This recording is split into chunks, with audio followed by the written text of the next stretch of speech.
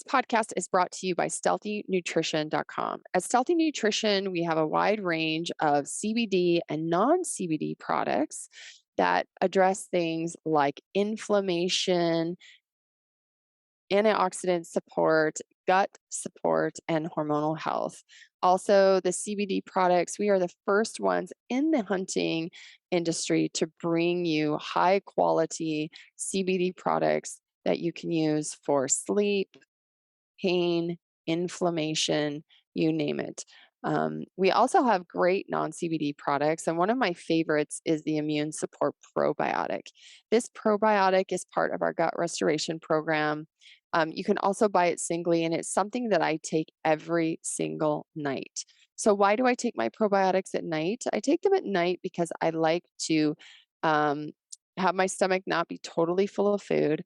And then when I go to sleep, this probiotic goes in and basically inoculates my gut while I'm sleeping. So that's when I like to take my probiotic. Now, our probiotic is very different than a lot of other probiotics. One, it's dairy free. And two, it comes from soil. So it's spore based. And that means it's going to be pretty hypoallergenic for most people. If you have a dairy allergy, you really want to be careful where you're getting your probiotics from. And just like our bone broth protein plus powder, that's made from bone broth. It's not made from dairy. A lot of people that are very sensitive can do well with that. This is exact same with our immune support probiotic. Now, we have 5 different strains of bacillus in here. And you may be asking, what is bacillus? So, bacillus is vital to the food chain, and they have the intrinsic ability to produce a multitude of enzymes, proteins, antimicrobial compounds, vitamins, and carotenoids in the body. And these spore based are found in dirt and vegetation, and they basically surround themselves with a durable coat of protein, and that allows them to survive in hostile environments. And so you can imagine the GI tract is a very hostile environment. The first thing it has to go through is your stomach acid in your stomach. And we want these probiotics to actually get to your colon. And so by using the spore-based probiotic with this durable coat of protein, it allows it to get through that hostile GI tract to where it needs to go. The other reason that I like to take this immune support probiotic is that it helps improve immune function and it supports healthy inflammatory processes. And I am a menopausal woman. And I know a lot of you guys out there who have middle aged women who are going through perimenopause or menopause. The gut microbiome gets sort of messed up during these hormonal fluctuations. And so women of our age really benefit from a good probiotic. And so I've noticed that since I've been taking this probiotic and being consistent about it, yes, I am like everybody else, I'm not very consistent. I definitely have much improved gut health. And so I'm religious about taking this. You can also consider taking this with our krill omega, with the astaxanthin, maybe our turmeric plus, to help with inflammation. And of course, if you want to do the gut restoration program, it is included in that program, which is on our website for free. You can download that and you can get these products. Again, go to stealthyhunter.com. You'll see under the supplements tab, you'll see everything that we offer. And as always, use the code STAHEALTHY at checkout for 10% off. So thank you for everybody that's here tonight. Let's see. Oh, Taylor's on here. That's really exciting. So Taylor is an attendee. There's a lot of you women here that I do know personally. So Taylor, she's the one doing the Fortitude Challenge with me for the 6-month Fortitude Challenge because she's hardcore and she talked me into it. And so she's on here tonight and she's going to be 30 in July. So she's just a baby, like some of you are, but it's fun to see a lot of middle-aged women here in their 40s, 50s, and 60s. So we really have this great range of decades represented here. So I'm super excited about that. Obviously, you probably just know me through Hunt Harvest Health, or you know me through maybe Tana's platform. She does refer a lot of gals over here. And so lots of shouts out to Tana for actually helping to encourage me to do these webinars. I am a full-time practicing clinician. I'm a naturopathic physician in Montana, licensed in Washington as well. and I see patients 3 to 4 days a week. And I mainly specialize in perimenopause, menopause, andropause in men, and kind of that middle age group of folks. And I do a lot of hormone therapy. I do structural therapies. I do injection therapies and regenerative therapies like PRP, etc. So I have a little bit of a range of things that I do, but it's all really based around longevity and helping to improve aging, which in today's world, we actually have a lot of options for that. So tonight's lecture is going to be really kind of, I'm going to give an overview of the female hormonal system. So we do have a wide range here. So obviously the 30-year-old woman versus the 60-year-old, 1-year-old woman, very different experiences. Our 61-year-old attendee, she's the wise woman here. She's the crone and the elder. So she has been through all of this. And hopefully you will bear with us as we talk to the reproductive women here. But this is really meant to touch every stage of life through hormones. And we're going to talk about sex hormones, and we're going to talk about thyroid and adrenal hormones. And then we're going to talk about some testing that I would run. If you wanted to have testing, we'll talk about that, and we'll talk about some treatments. And then really, I'll just give a lot of time at the end to talk, have you guys ask your questions, because really I wanted to make this personalized to you. And some of this stuff I'm talking about may not be personal for you right now, either based on your age or, maybe you've already been through it or etc. And I'm not going to touch on, I'm not going to talk about pregnancy tonight. That's a whole other webinar series, but I will be talking about the hormones and all that stuff. So again, like Emily said, if you have any questions, just go ahead and put them in the chat. We will address them at the end unless they're absolutely emergent. Just raise your hand and we will see that you need to ask your question right now. Okay, so I have a PowerPoint, and I will tell you that it's not the best PowerPoint. I kind of threw it together. And when you start doing women's health, you see that there is just a ton of information that I could talk about. I could literally do a 6-hour-long webinar. So trying to get everything into an hour and a half of talking or less is sort of difficult. So I just kind of threw some stuff together, and hopefully so I'm going to share my screen with everybody here. Okay, so let me put this in the slideshow. There we go. All right, so I guess I called this hormone through the lifespan. And that's what it is. This is me. I have a lot of orange in here. I do not hunt. I'm not a hunter. My husband is, obviously, and a lot of people I know are, but I do go out and I do hike and I do go on hunts with my daughter and my husband. So this is me. And this is some of you'll also get access to this PowerPoint. So I will be sending you guys this. So you may read a slide and be like, wait, I didn't see all of that. You will get this, but this is kind of my background, what I do, my businesses that I have with my husband, and this is my 16th year of clinical practice. But I've been in the healthcare industry since I was 19, so I just turned 50 this year, and so a long time. All right, so what I wanted to do is just kind of talk about hormones. I'm going to talk specifically about women's hormones.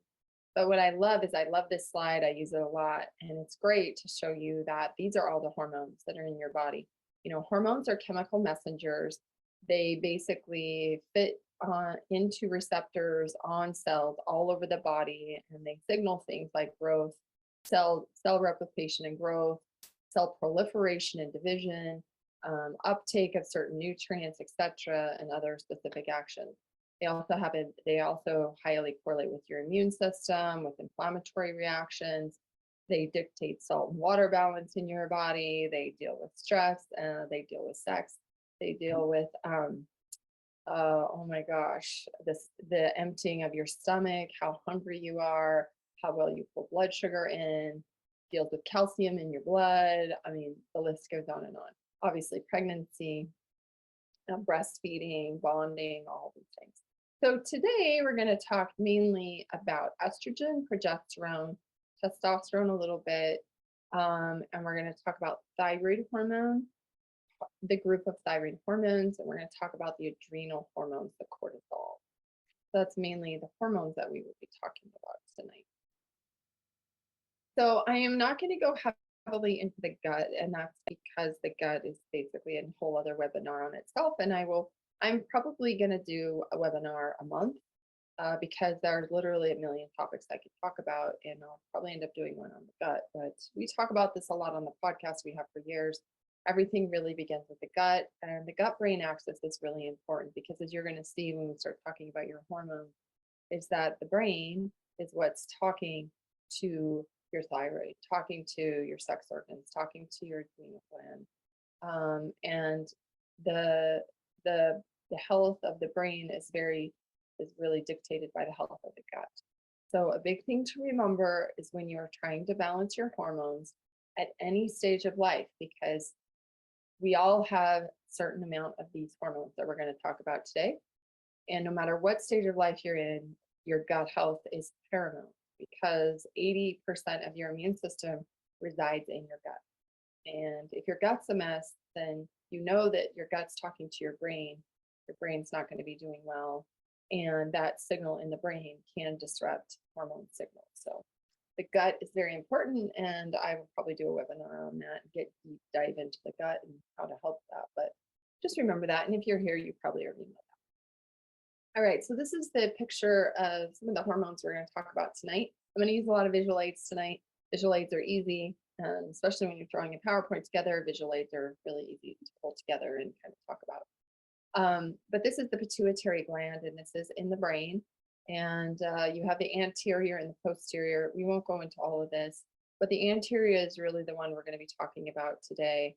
And it secretes hormones that stimulate the thyroid to work, to produce hormone, the adrenal gland, the mammary glands in the breast, bone tissue and growth hormone, growth all over the body, and then the ovaries and the testes.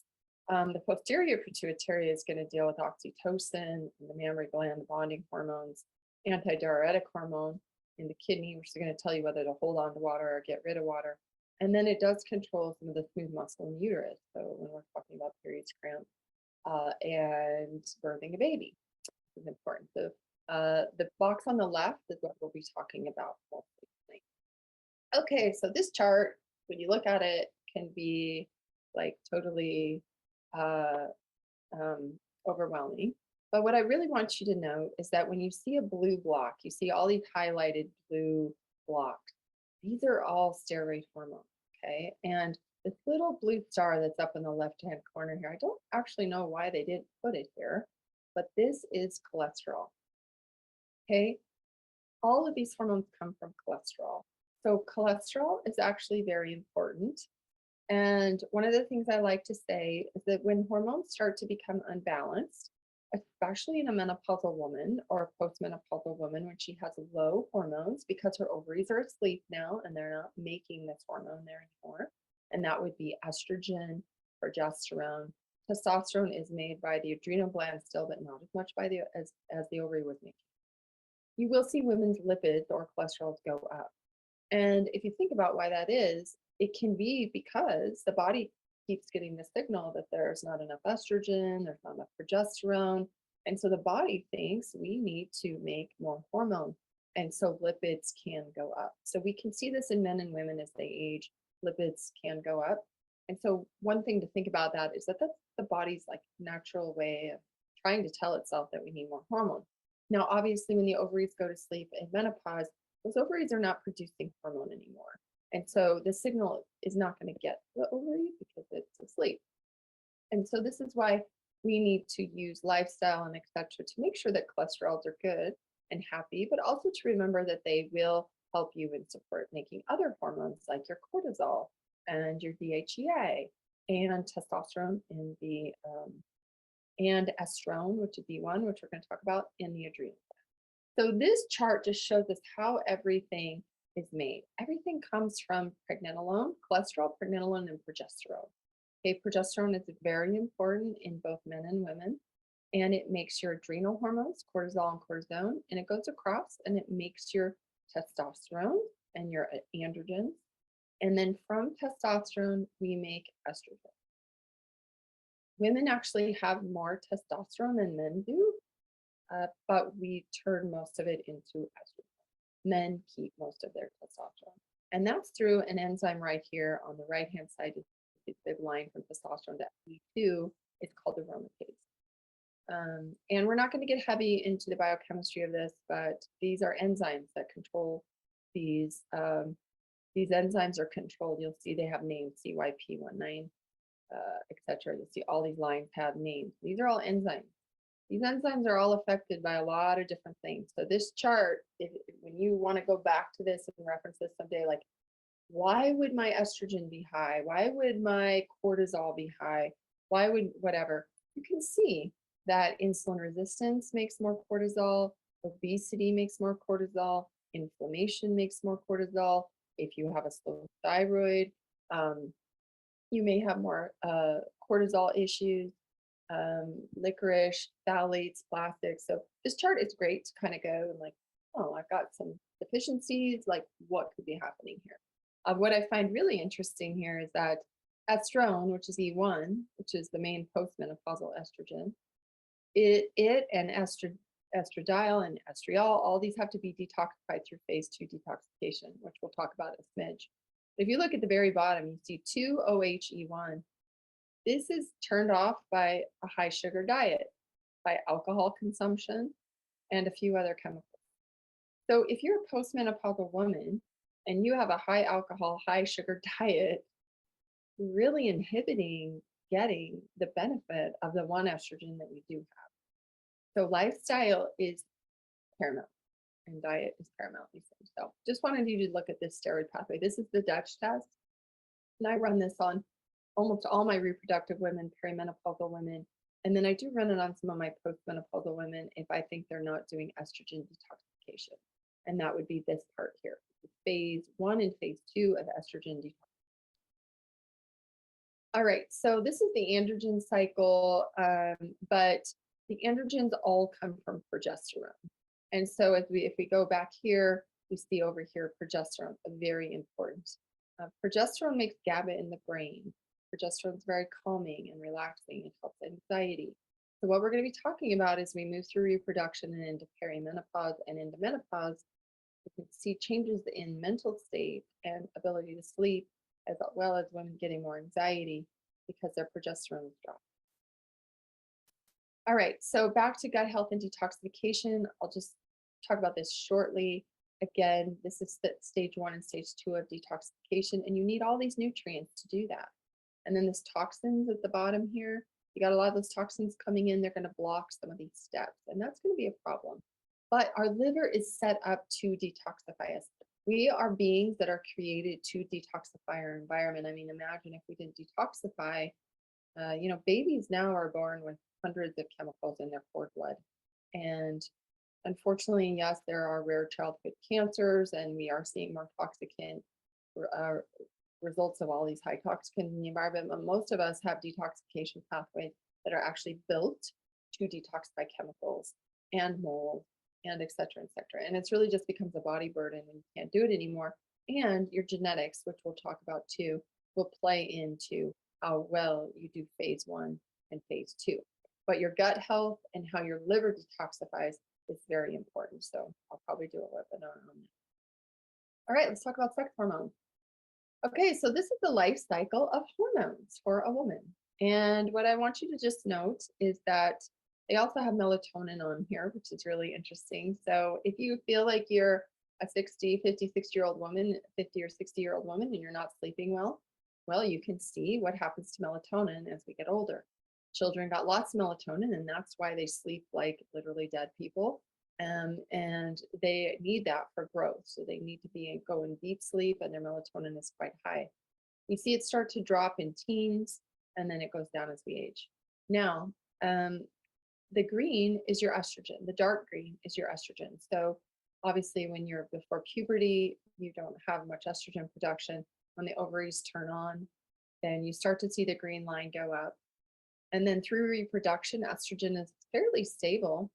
And then as we go into perimenopause, which they have here as older adulthood, you start to see what the estrogen does again. It's going crazy, but it's going down. And then obviously this would be postmenopausal where estrogen goes all the way down. I think that estrogen gets a bad rap. And that's because estrogen, she is a radioactive hormone, meaning she's like the little sister, and progesterone's the big sister, the firstborn, and she's responsible. And if progesterone is not doing her job well, estrogen can go a little bit haywire.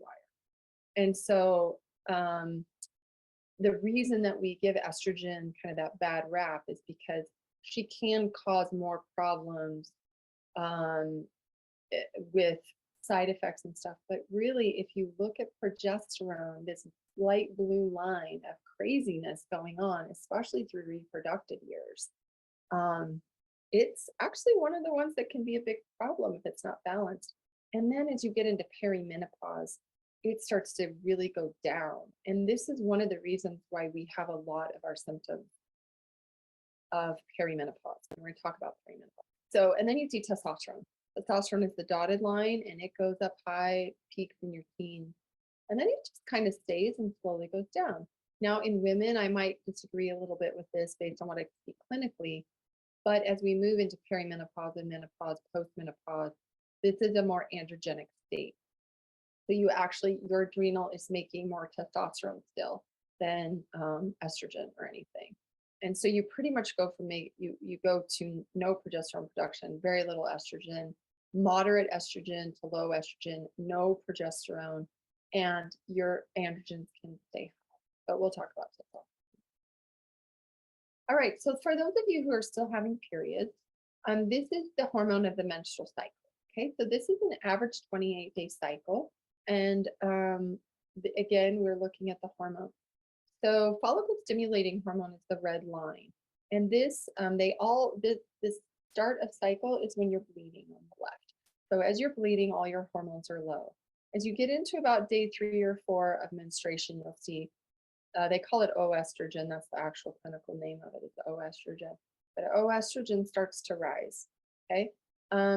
Follicle stimulating hormone also starts to rise a little bit. This is what starts preparing your body to release a follicle or ovulate, which is the yellow line in the middle, okay?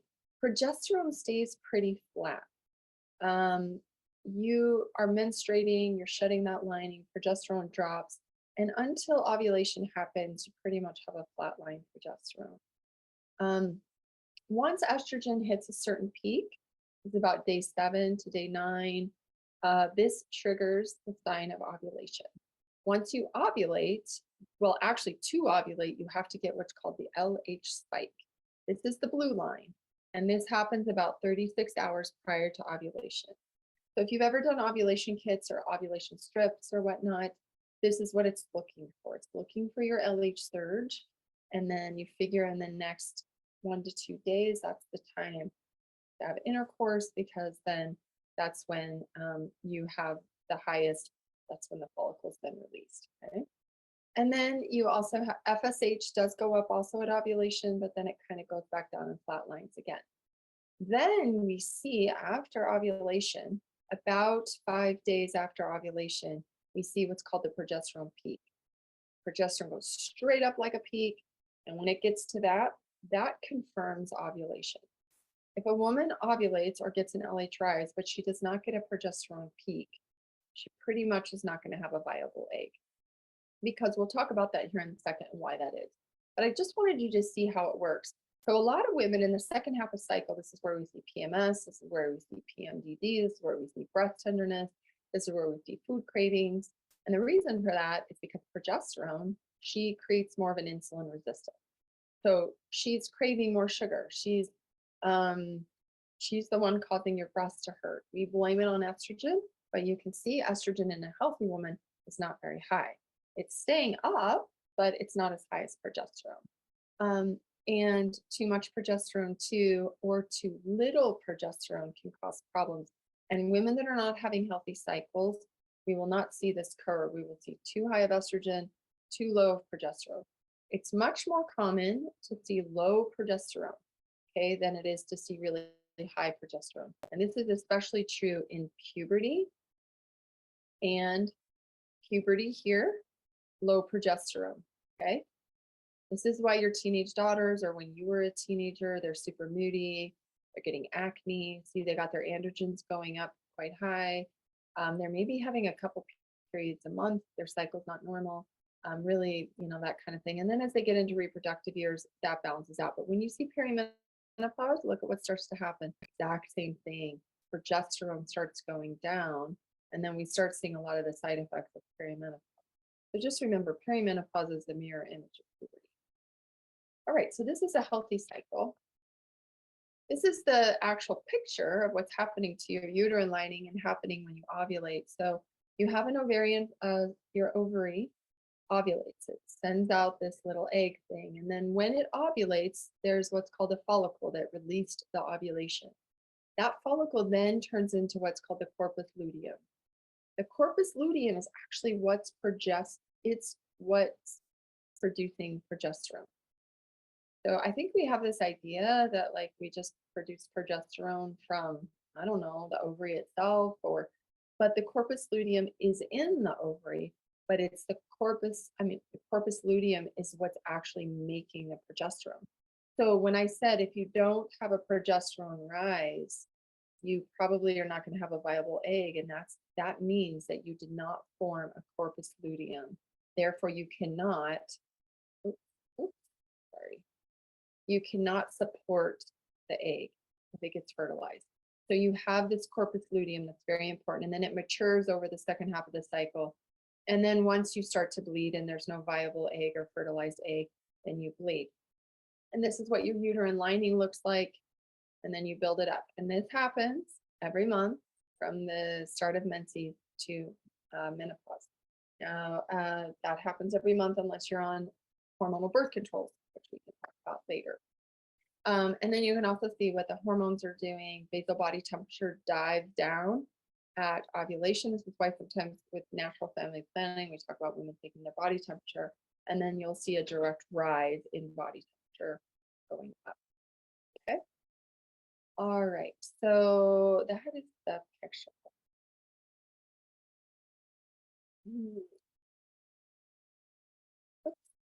Okay, so let's just talk a little bit about estrogen. So estrogen along with progesterone are the main female hormones. Estrogen has three different types of hormones: estrone, estradiol, and estriol. Okay, estradiol is the main reproductive hormone that we think of, and that's the one that we lose during menopause. Estrone is the main postmenopausal one, and it's the main puberty estrogen. And then estriol is highest in pregnancy. Estrogen is secreted by the ovary, and it's highest at that mid-cycle or ovulation. And its main function in estradiol, which is E2, its main function is to mature and then maintain the reproductive system. So basically, to mature the egg if it gets fertilized, and to help cells grow and proliferate. And basically, what I said, it helps grow boobs, babies, butts, fat cells, all the good, luscious, wonderful things about being a woman. Makes your hair wonderful, makes your skin beautiful. Estradiol does all that. Estrone is responsible for female sexual development, so that's why it's high in puberty and function. And it's also high in postmenopause, but it's not nearly as high as it is in puberty. Okay, it's much, much lower, but it is still there, being produced by the adrenal gland. And then estriol causes proliferation of tissues like uterine, breast, and growing babies. Again, that's why it's usually highest when you're pregnant. It's also very high in vaginal mucosa. So this is one of the side effects of menopause and postmenopause is vaginal dryness and atrophy. And this is because you've lost estriol. And you can actually help fix that with just localized estriol cream, even if you don't want to do estradiol, which is like hormone replacement therapy. Progesterone is secreted again by that corpus luteum, which is a temporary endocrine gland that you basically make a new corpus luteum every month if you're having a period, and its rise will define ovulation. It's basically preparing the endometrium for the potential of pregnancy, and if it triggers the lining to thicken to accept that egg. It also prohibits muscle contraction in the uterus. So you don't want your body to have muscle contractions or you're going to eject the egg or reject the egg. And then It also stops ovulation, so you don't just keep ovulating during one cycle. And if you don't become pregnant, that corpus luteum breaks down. You no longer make progesterone, and then you start shedding your uterine lining. And if you do get pregnant, it continues to stimulate the body to provide blood vessels to the endometrium that feeds the growing fetus. So this is why during the first trimester of pregnancy, you really need adequate progesterone, or your chances of miscarrying are very high. And progesterone is safe to take during pregnancy. So it's used quite a bit in women because we see so much progesterone deficiency today. And then once the placenta develops, it also makes its own progesterone to support that corpus luteum that's helping to grow all this. So if you think about this, it's kind of a crazy process how this happens. And it happens every single month. And then every time a woman has a baby, that one corpus luteum that made progesterone that then got fertilized, that corpus luteum is helping to grow your child. It's quite amazing. So this is just a picture again of, like I showed you, how all these work. Progesterone is here, and progesterone makes two different types of progesterone. One is very relaxing, and again helps with sleep and anxiety and helps support GABA. So in a perimenopausal and or a menopausal woman who's having our progesterone go really low, we do use progesterone to support that, because progesterone getting so low can affect sleep, and it can make you more anxious, and just a number of different things. So you can support women also with progesterone during reproductive years. All right, so let's talk a little bit about the stages of this reproductive cycle. So we have this sexy woman on the left in her red dress, in her premenopausal life, where she's reproductive and she's out there trying to look great all the time. So this is usually 0 to anywhere from 0 to 35, 0 to 40, 0 to 45. It just really depends on the woman. And you'll see they put kind of all these symptoms there of things that a woman can be experiencing. So when you're premenopausal and you're having that second half of your period and you're not feeling great, you're having the irritability, the cramps, the insomnia, you can have that vaginal dryness, mood swings, whatever, food cravings, etc. Hold on, I gotta shut the door. My dog opened it. Ryan, can you keep on?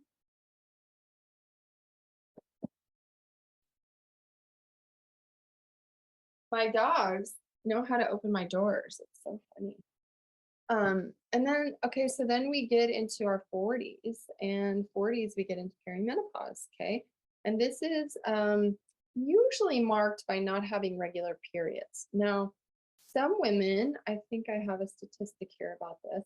Perimenopause starts on the average of ages 39 to 49, but the average woman has it for about 7 years. And there are 4 distinct phases of perimenopause. I mean, these are really the phases. They call it of perimenopause, but these are the 4 phases that you can go through, that you're gonna go through if you're a woman. And some women just do this middle phase shorter, and some do it longer. So a little bit of a personal story is that I had a baby at 42, not planned, but totally loved and adored.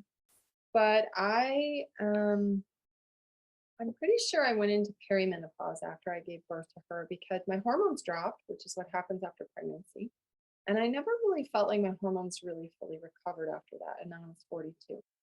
And not only that, I started having irregular periods. I was having hot flashes on and off, libido issues, I was having night sweats. Now, I was blaming a lot of this on having a baby, because after you have a baby, as we all know who have had children, it's very stressful on all the hormonal systems right after. And so a lot of stuff changes. I also lost a large amount of blood with her. I hemorrhaged, my placenta ripped, not the best scenario, and I became very anemic. And it took me a very long time to overcome that. I did not get a blood transfusion, and looking back, I should have. But I had to come back from that. And that anemia, I think, really also pushed me into perimenopause, because iron is very important for estrogen. And when I lost so much blood and my iron dropped so low, I think that just signaled to my ovary, whoa, this is trauma, something's happening, and it shifted my whole hormonal pattern. Now, having going through menopause now, when I think about it, I think about like, because in the last couple months, I feel like I just came out of a fog that I've been in for literally almost a decade. And I started thinking about it. What happened? What happened? And I think it was the birth of my daughter, and it was that blood loss, and it was the stress of sleep deprivation and all these things. So I think that's when my perimenopause started, and I was 42, so I'm 50. So I really went through about 8 years of perimenopause. Now, I did not really have irregular periods. I did not bleed for 2 years after my daughters, just from breastfeeding, etc. Started my periods. I've always been very consistent at 28 days. My periods started changing after I got COVID a year and a half ago. I got COVID, and that's what put me into menopause. But prior to that, I had totally normal periods. However, I had a lot of the other symptoms. Okay, so perimenopause can be very different for every single woman. And those of you who have gone through this, you probably can attest to that. Some women have a very difficult time, and we'll talk about why that might be. And some women literally just go from having periods to no periods. They barely have a hot flash, and they maybe have some vaginal dryness or whatever, and they get on with it. So every woman is really different. AMH is a hormone that you can test. It's called anti-Müllerian hormone. Sometimes FSH can fluctuate a lot during perimenopause. It's like 1 month, it looks like it's a postmenopausal number. The next month, it looks like a reproductive number. FSH is very hard to say to a woman, like, oh, you're close to menopause. And also, nowadays, a lot of women are trying to have babies in their 40s because they started late. And so, anti-Müllerian hormone is what we use in fertility care to see basically how old a woman's eggs are and what her viability is of getting pregnant. If AMH is really off, then this is when maybe women consider IVF, etc. And then one thing to always look at too is what we call early menopause. So there's a few different reasons for early menopause. One is medical menopause. You had a hysterectomy and you had a full hysterectomy. Now, they used to do this very commonly back in the day, like my mother's day. They would do a hysterectomy, they remove everything, ovaries and uterus. They don't really do that anymore unless you have something very distinctly wrong with your ovaries. And usually, even if they have to take one ovary, they leave the other one. So that's one reason you can have it. Some women will go into early menopause when they've had just a uterine hysterectomy and they still have their ovaries. But you know, the body is pretty wise, and the body says, hey, there's no way for us to have a baby. There's no uterus. And so I do see these patients go into earlier menopause. And then we also have something that's called premature ovarian failure. Now, this is women before the age of 40. And this is not normal, but it does happen, like 1 in every 100 women. But you always need to do a workup. Like if this is happening, there's other reasons that a woman could stop bleeding. One is PCOS per se. One is she's got thyroid issues, or thyroid's not working appropriately. She's got a pituitary tumor that's inhibiting secretion of FSH and LH. So these are things like you really need to rule out. And then if she's had 2 FSH levels that are postmenopausal range and very high, meaning, and you've ruled out all the other reasons, then you can probably diagnose her with premature ovarian failure. So but perimenopause can last a long time. So back to this picture, then menopause is marked by the last period. Now, here's a complication, and this is a very common complication again. So when you get a hysterectomy, or you've had a uterine ablation, or you are on hormonal birth control, you do not know sometimes when you start menopause because you were not having periods. And that's a problem because we don't know, are you in menopause or are you not? So if you hit the age, usually of the age of 50, and a woman is either still in hormonal birth control or an IUD, and she wants to know if she's in menopause or not because maybe she's having hot flashes, etc. FSH is high. You cannot test hormones on birth control. They depress your own natural hormone. They mimic pregnancy.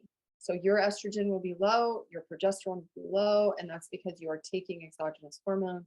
So to tell you like your FSH is high, like it's all screwed up when you take hormones. So when a woman hits a certain age, does she want to find out if she's going into natural menopause? Unless she's having massive uterine bleeding, she's got fibroids, she's got things that like she needs to be on the birth control for.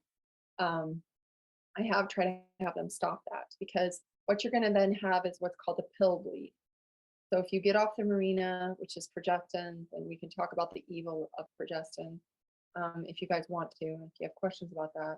But once you stop a hormone, even I had a patient this week, she pulled her IUD out because she's 50 and she immediately started bleeding the next day and she's still bleeding. That is not a period. So let's get like, you have to realize that is not a period. That's what's called a pill bleed. And that's your body it's changing because your hormones are down. That is not a true period. A true period is you went through 28-day or 32 or 21 or whatever your cycle length is, because those can vary, is ovulating, progesterone rise, and bleeding because no pregnancy happened. That's a true period. A pill bleed is when you remove yourself from the hormones and then your hormones have to come back online. Okay. So that can be frustrating to women and, they don't like it, but otherwise, I don't know if you're in menopause and it's helpful to know that. And then also, then we go into postmenopause. You're not bleeding at all. You've gone 12 months, no bleeding. That's menopause. So this is the cessation of 12 months of no bleeding. If you start bleeding again, like you don't have a period for 6 months and then you start bleeding again, you are supposedly starting over. This has been my story for 2 years.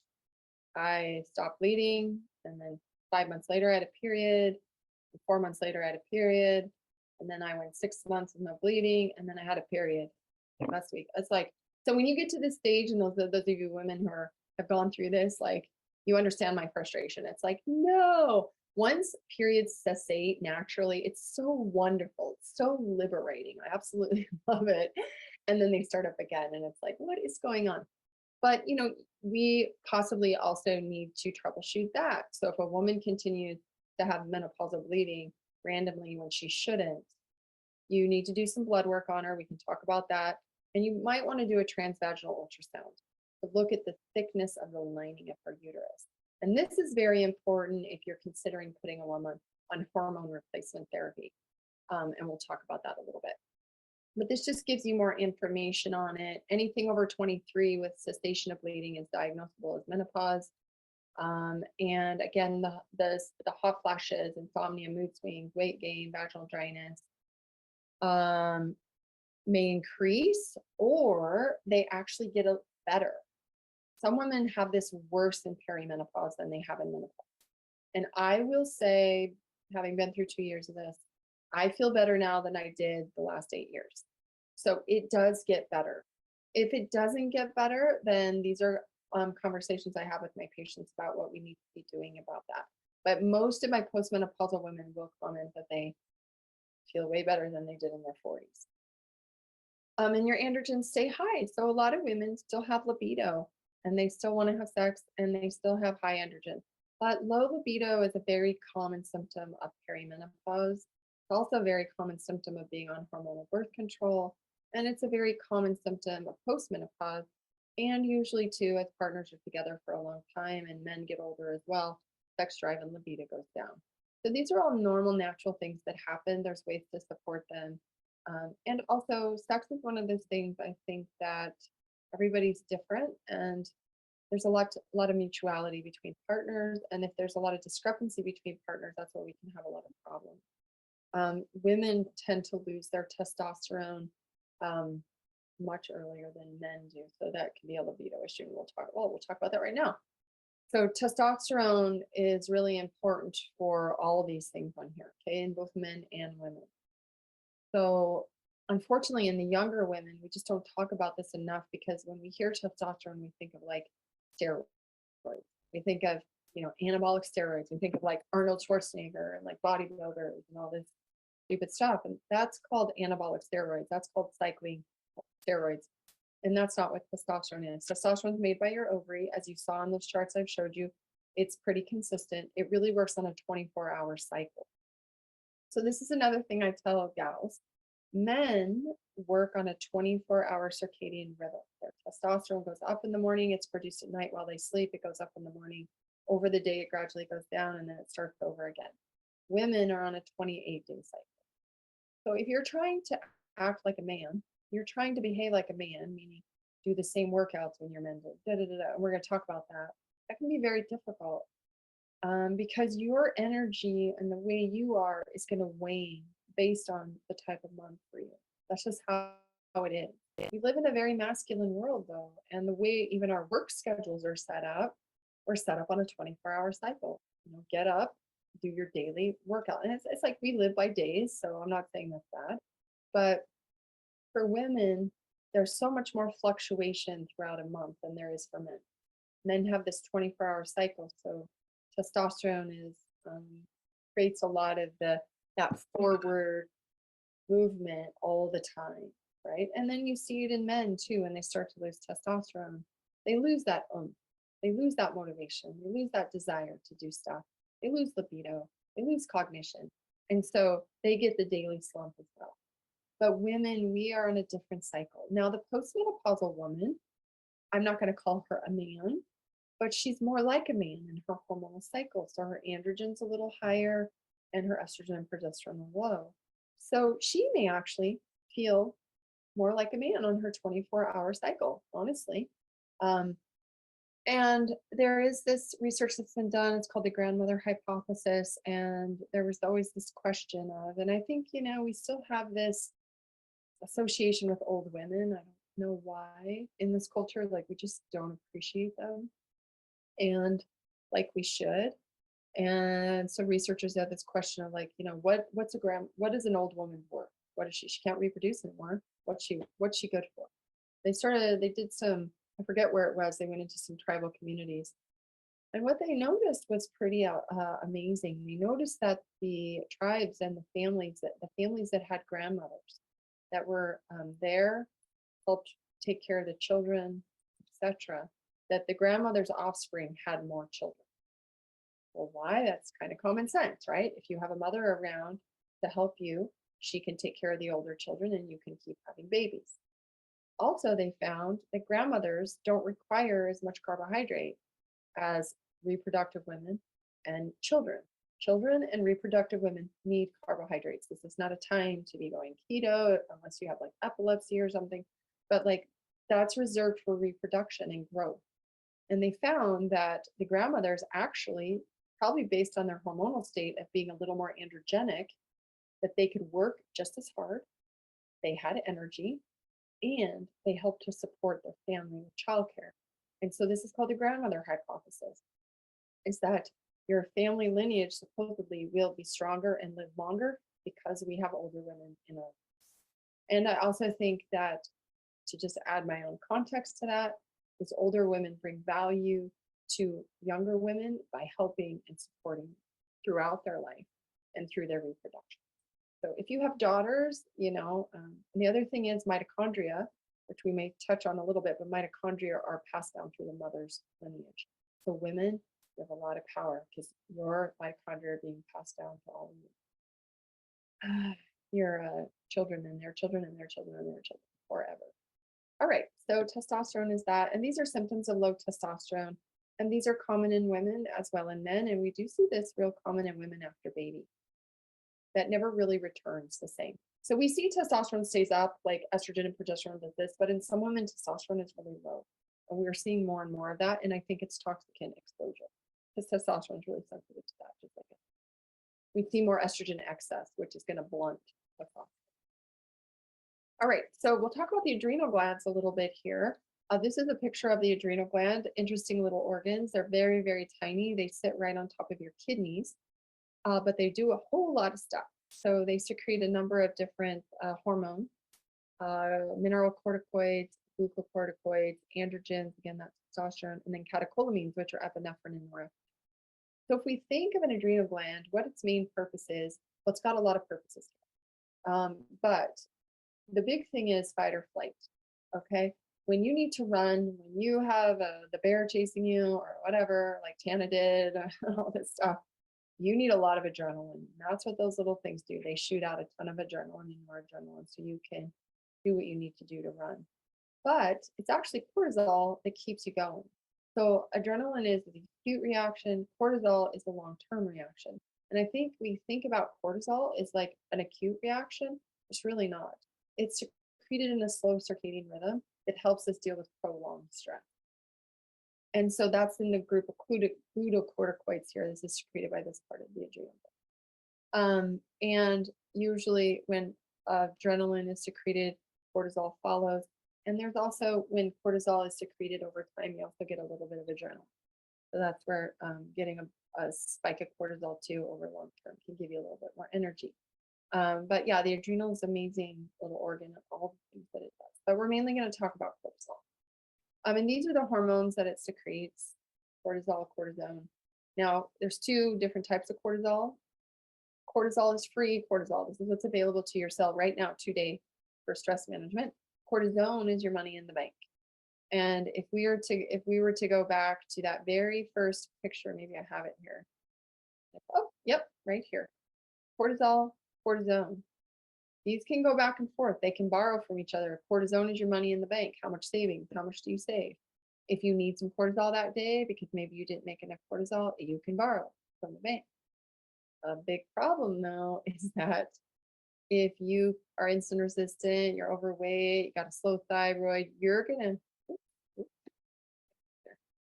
keep stealing. You're gonna keep stealing from your cortisone. So you're just pulling money out of the bank. You're robbing Peter to pay Paul. This isn't good, right? What about you're drinking a bunch of coffee? What if you're taking some progesterone? What if you've got a fast thyroid? What if you have high estrogens? You're estrogen dominant. What if you're taking a steroid hormone? You're taking steroids for some reason. You're putting steroids on your body. I don't know. You have to take prednisone for something. That's going to convert your cortisol to cortisone. So now you're saving a lot of money in the bank, but you can't actually use it for what you need it for stress adaptation. So when we do a Dutch test, we always look at both of these because we need to see all the metabolites. Because if I were to just look at cortisol and it was low, I would be like, oh, your adrenals are low. They're not producing cortisol. You need help with your adrenals. But then cortisone's high. We average both of those together. And if cortisone's high, then it tells me, oh, you're actually making adequate cortisol. You're just converting it to cortisone, and we need to work on that conversion. And then cortisol also has to do with secretion by the kidney. So how fast you secrete cortisol is going to dictate how stressed out you feel from cortisol. Now, these are symptoms of out of whack adrenal glands, and this can be both ways, whether your adrenals aren't working great and they're not making enough cortisol, or they're making too much cortisol, okay? But a lot of this would be low cortisol. And so you can see there's a lot of blood sugar stuff here. And why is that? Because cortisol is a blood sugar stress hormone. It mobilizes blood sugar from the liver and from muscle and etc. and dumps it into the bloodstream for energy. So if you do not have a good diet and you have dysglycemia, which is up and down blood sugars, your cortisol is going to keep trying to secrete to make that up. And that's considered a stress. You know, having dysglycemia is considered a stress to the brain, and then it will trigger the adrenals to make cortisol. So over time, these are the people that like your blood sugar drops, boom, all of a sudden you're shaky, you're lightheaded, you feel like you're gonna pass out. That's because cortisol, and then what will happen is cortisol will try to go up to do that, and then you will feel super stressed out. So these are some of the things that can happen when your adrenals are out of whack. DHEA is another one secreted. It's called the youth hormone. It's really important for, gosh, a lot of things like your immune system, your cardiovascular system, and it does help stabilize blood sugar. Now, in women, DHEA can be a pre-androgen. So if you need testosterone, some women can convert really well. So instead of taking testosterone, you can take DHEA. In men, it doesn't work so well because men need a lot more testosterone. But this is a great hormone for a lot of women of all ages. But it doesn't work great in everybody because some women convert heavily to DHT, which is a potent androgen and can increase acne. So if you get acne taking DHEA, you want to take one that's called keto. It's a different form of DHEA that kind of blocks out that DHT. But this is DHEA, and that's adrenal. All right, let's talk about thyroid. real quick. Um, wow, the thyroid is like crazy important, and it is doing a lot of things. It's basically talking to every cell in your body, and it's helping you with metabolism. Okay. And we'll go over the testing for thyroid and what it's doing. But thyroid is essential. I think I have a note here um, for fertility. Okay, if you do not have enough thyroid hormone, you're not going to get pregnant. So one of the differentials when you got a good gal who's not getting pregnant, always run her thyroid and make sure it's working. Now, Hashimoto's disease is autoimmune thyroid, and it's when you have high thyroid antibodies. That's not necessarily a thyroid problem unless now it's created all your thyroid numbers to be off as well. That's an immune system problem. But what's interesting is how hypothyroidism and Hashimoto's, they usually come together. And this is a great chart on telling you what it can do at many different levels. So, you know, um, if you have too high of thyroid antibodies, it blocks your thyroid gland from producing thyroid hormone. And then all the good enzymes that help you to make thyroid hormone, they become suppressed. And then this further dampens down your thyroid hormone. Okay. Um, if you've got hypothyroidism and or Hashimoto's, you basically block proteins in the blood that are transporting thyroid to all your cells. That's a problem. And all the thyroid hormone cell receptors also get blocked. So you have the thyroid hormone that's getting blocked, and then you have the receptor that binds the thyroid hormone that's getting blocked. That's not good. So it doesn't get into your cell. The thyroid hormone can't get into your cell. Your metabolism is blocked because what it's doing is it's preventing your mitochondria from metabolizing thyroid hormone and producing energy. So the mitochondria are the energy, they're the powerhouses of the cell. They create energy, they make ATP. And again, ladies, you are passing your mitochondria down to your children.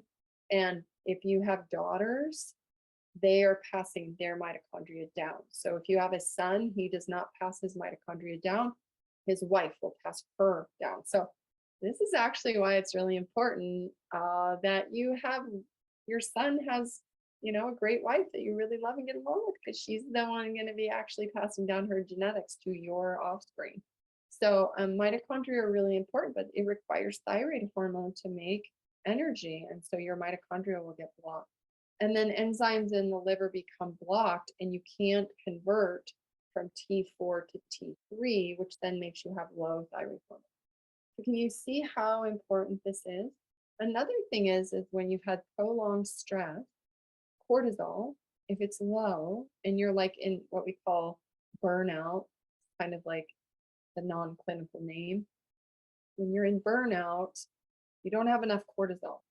Cortisol is required for conversion of T4 to T3 as well. So if your adrenal gland's low, your thyroid might be low because you can't do that conversion. So again, these all play into each other. And then estrogen and thyroid hormone also play into each other. So very important. These are all signs of low thyroid. And again, depression is a big one that I see. Constipation is a big one. And a lot of women are constipated, but estrogen also makes you constipated. So you got to look at that as well. Cold all the time. Cold all the time. Now the postmenopausal women here will attest that unless you do have low thyroid and it's not treated, you go from being cold all the time when you're reproductive to being hot all the time. Like when I was young, my mom, I'd wake up in the morning when I was in my 20s and 30s, and my mom was a young mom, so she was going through menopause when I was like 20 something, and or 30. When I was 30, my mom was going through menopause, and I would come to her house and she'd literally have all the windows open. And this is Montana. Sometimes it'd be like 20 below zero. She'd have windows open. And I'd be like, Mom, what are you doing? It's freezing in here. She's like, I got to air it out. It's so hot. So your body temperature does go up. And I notice that in men and women. Men go from being hot and women are cold, and they flip. Men become cold and women become hot. You might notice that, ladies, with your husband. He's like taking all the blankets now because you're kicking them all off. And that's what happens with estrogen when it drops. There's a stabilization point that you have to get to, because estrogen moderates temperature regulation in the brain, and that's what's happening. Some women just have a few of those. Some women have years of those. Some women never get over them. And those can be the women that hormone replacement therapy can really help. Muscle cramping, you're losing your eyebrows out here, that can be a sign. Chronic digestive stuff, and just like sleeping all the time, like you just sleep all the time and you're pulling bricks behind you. All right, so I've been talking for an hour now, and I know this is a lot of information. Based on what we, Emily, maybe what we should do right now is based on what I've talked about so far, does anybody have any questions related to what I what I talked about? Maybe if anybody has a question, now would be a good time if it's on your brain. I did not talk about hormonal birth control, anything fibroids. There's lots of different conditions that come up during these times. So if there's anything any of you feel comfortable sharing or asking questions, you can also personally just send it to Emily, and she can ask the question. But if you have questions right now, it's a great time to ask.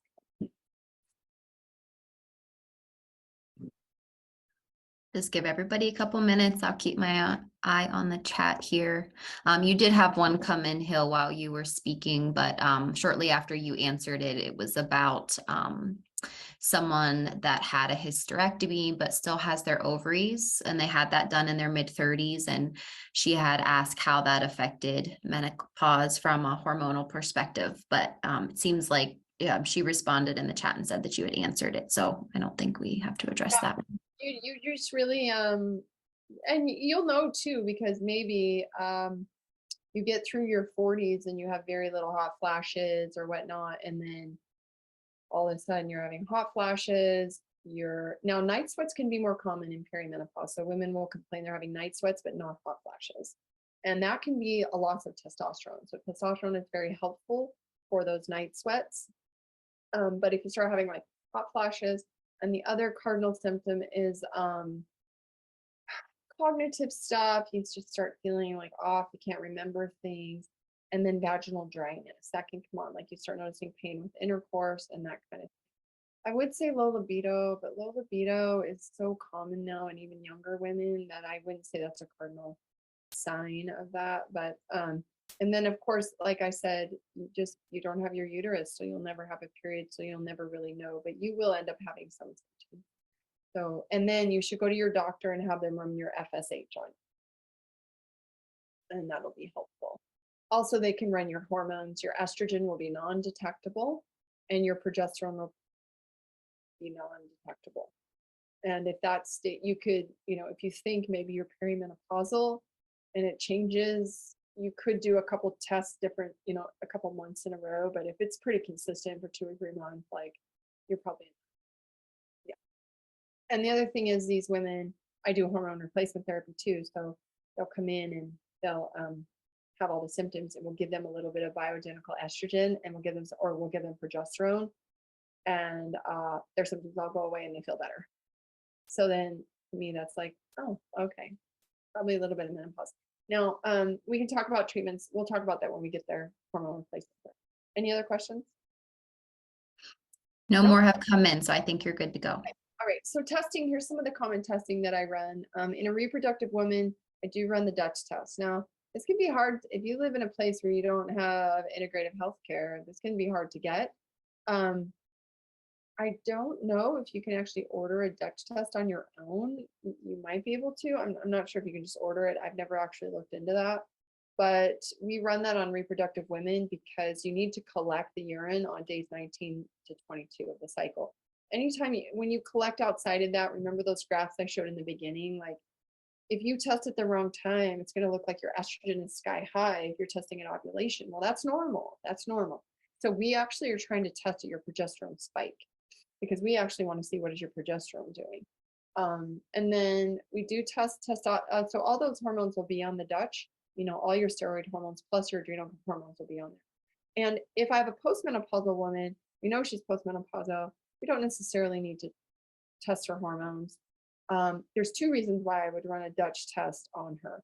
One, I would run the Dutch complete on her if she has history of breast cancer, ovarian cancer, or anything like that in her family, and we want to use hormone replacement therapy. And that's because the Dutch test, that second half, shows us phase 1, phase 2 detoxification of estrogen, and that's really important. So we want to have, we want to know, how is she getting rid of estrogen? How is she methylating and packaging up her estrogen and getting it out into the colon and eliminating it? Is she recycling any of her little bit of estrogen she has? And if she is on hormone replacement therapy, because when you're postmenopausal, you don't have any of your own estradiol and you have very little estrone. So, but if you're taking hormone replacement therapy, you need to see what's happening to that hormone replacement therapy. The other reason is some women do have higher levels of estrone and they do have some history of breast cancer or ovarian cancer in their family, or they had breast, now a breast cancer patient, just liability wise, you never give them estrogen. I think that some of that clinical thought with an integrated practitioners is starting to change. And that's mainly because some women so suffer from the effects of breast cancer treatment and the estrogen blockers. And once they go through menopause, they really suffer horribly. And the research is starting to show that it's like a less than 1% chance a woman's going to get cancer again from you giving her an estrogen.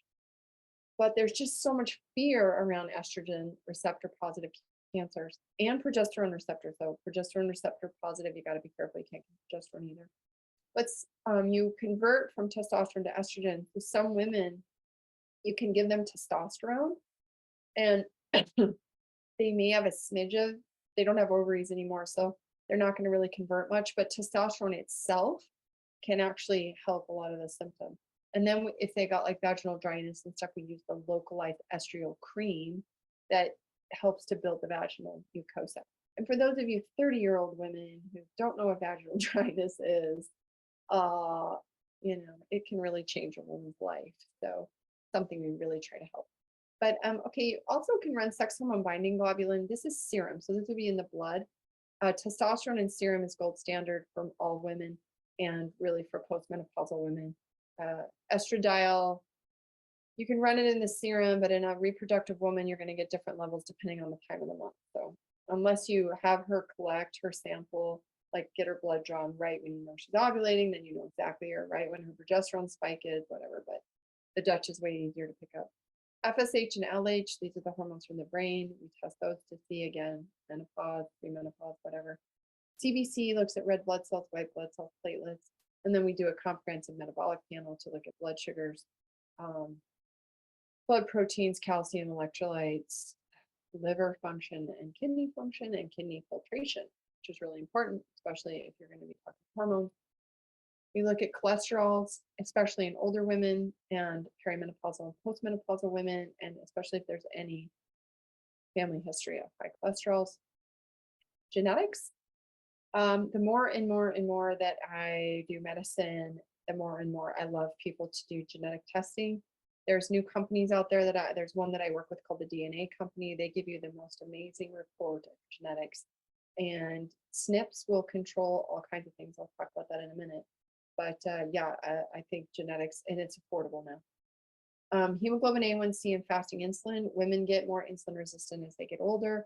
When they lose estrogen, they get more insulin resistant.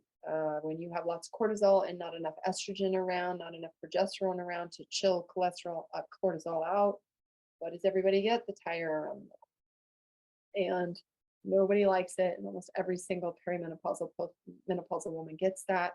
It's also your body laying down extra fat, because fat also makes estrogen.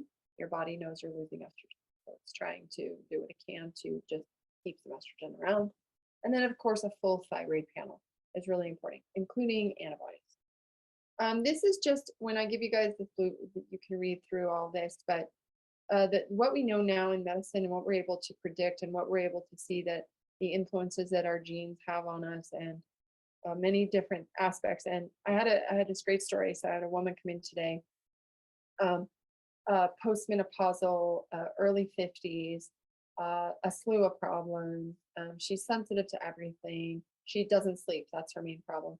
And she hasn't slept most of her life. Literally, she sleeps 3 to 4 hours a night.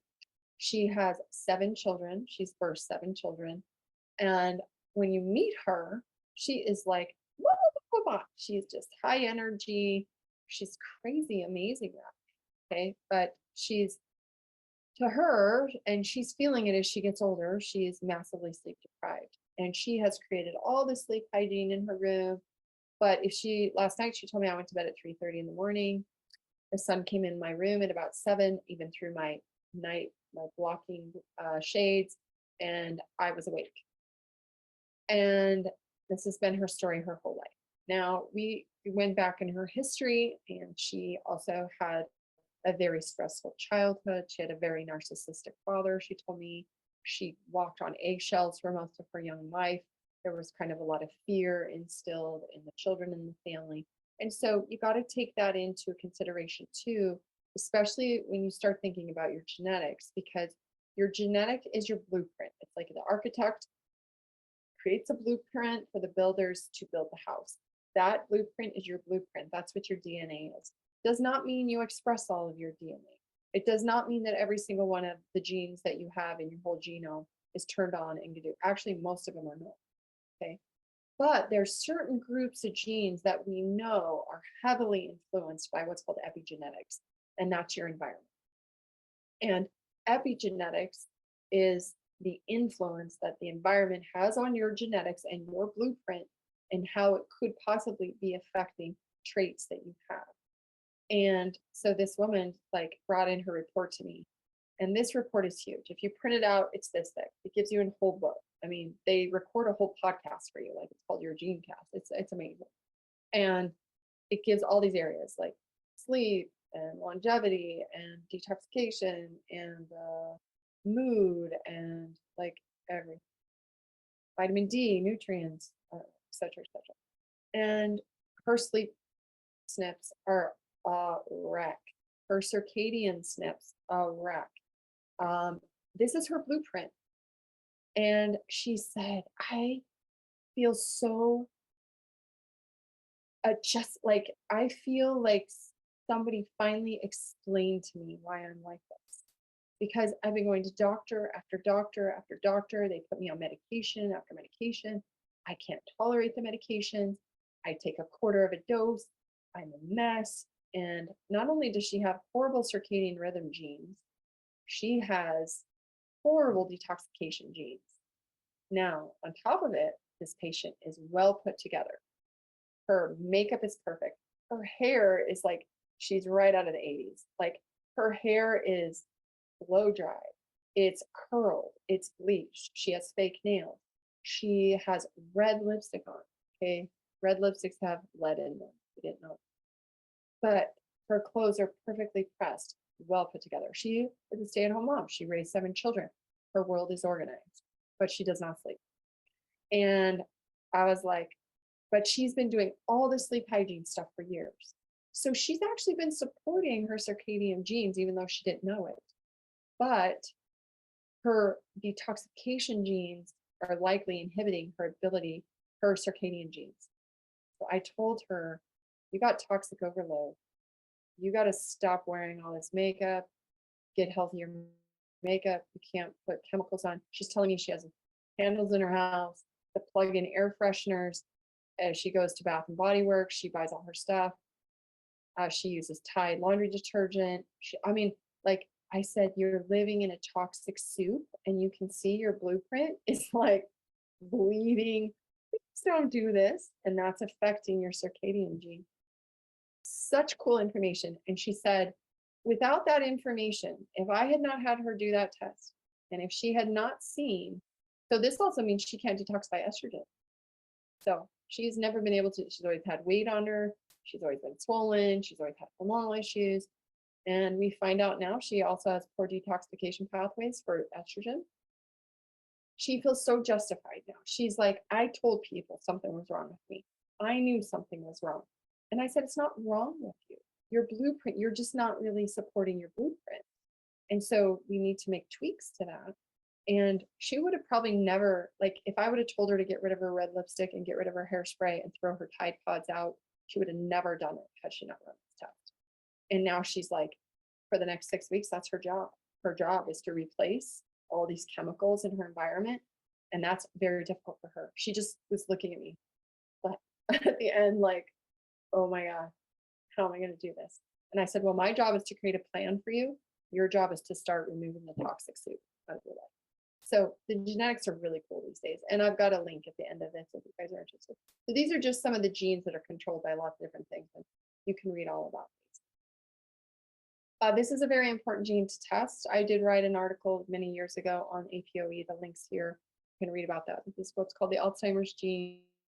Very good, useful information to know if you have it, because it does affect cholesterol and it affects your brain. And ladies, we already have 10 strikes against us when we lose estrogen.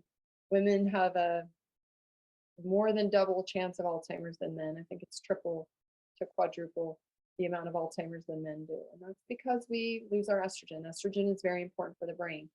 So also, if you have one of these alleles or you have two of these alleles, you need to be really living a lifestyle that helps support this, because you're also, going to go through menopause. All right, so treatments. all the obvious things. Okay? I think the obvious things are the hardest things to do. Everybody comes to me because they want some sort of miracle cure. They want the hormones. The hormones are going to fix everything. Now, in some cases, women come into me, they are healthy, they're exercising, they're sleeping, but they're having hot flashes like crazy, and it's disrupting their life. We give them a little estrogen, we support their detoxification pathways, we give them some magnesium and some zinc and some B vitamins, fish oil, and they're fixed. They feel amazing. That's not always that easy though, unfortunately. And some of my hardest patients are my postmenopausal patients, because prior to menopause, they would consider themselves very healthy and they had no problems. And then after they lost their estrogen, their gut went a mess, their brain went a mess, all these kinds of things. So I have these kind of, the more I do this, and since I've been through this now, I understand it now. I didn't understand it when I was a 35-year-old doctor. I understand it now. I have these deep conversations with women. What is your home life like? What is your relationship like? What was your relationship like with you? What traumas have you lived through? What traumas have you forgiven yourself for? What type of emotions do you carry around with yourself? Guilt, fear, shame, very common emotion. And these are really important things that come up for women in middle age. And I think too, perimenopause is the decade that says, you better get ready, sweetheart, your life's about to change. And if you listen to it and you start changing your lifestyle to be as optimal as you can, and that includes eating healthier, trying to sleep, drinking more water, getting out in the sun more, getting rid of toxic people in your life. It's actually helpful. Getting counseling, talking to someone. And perimenopause is kind of like the wake, like it's telling you, get ready. And some women don't listen. They just keep drinking that couple glasses of wine every night. And they keep ignoring the fact that they're really unhappy and that they are perfectionists, and they keep being really hard on themselves. And then they wonder, like, nothing's changing. I'm getting worse. What's happening? And because the society doesn't have support.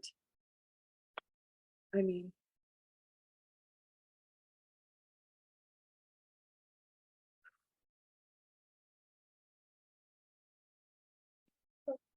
we all have days like that. I had one of those days today.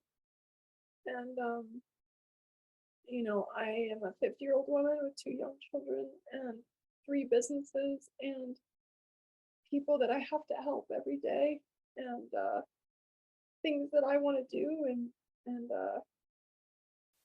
adventures I want to have, and all this kind of stuff. And some days, you realize you just can't do everything.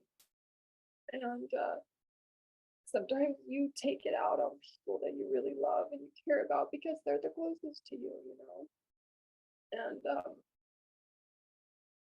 I've been really privileged in my career to listen to people's stories, And men go through this too, they just don't talk about it as much. But I've heard some pretty amazing stories from men and what men carry and the burden that they carry.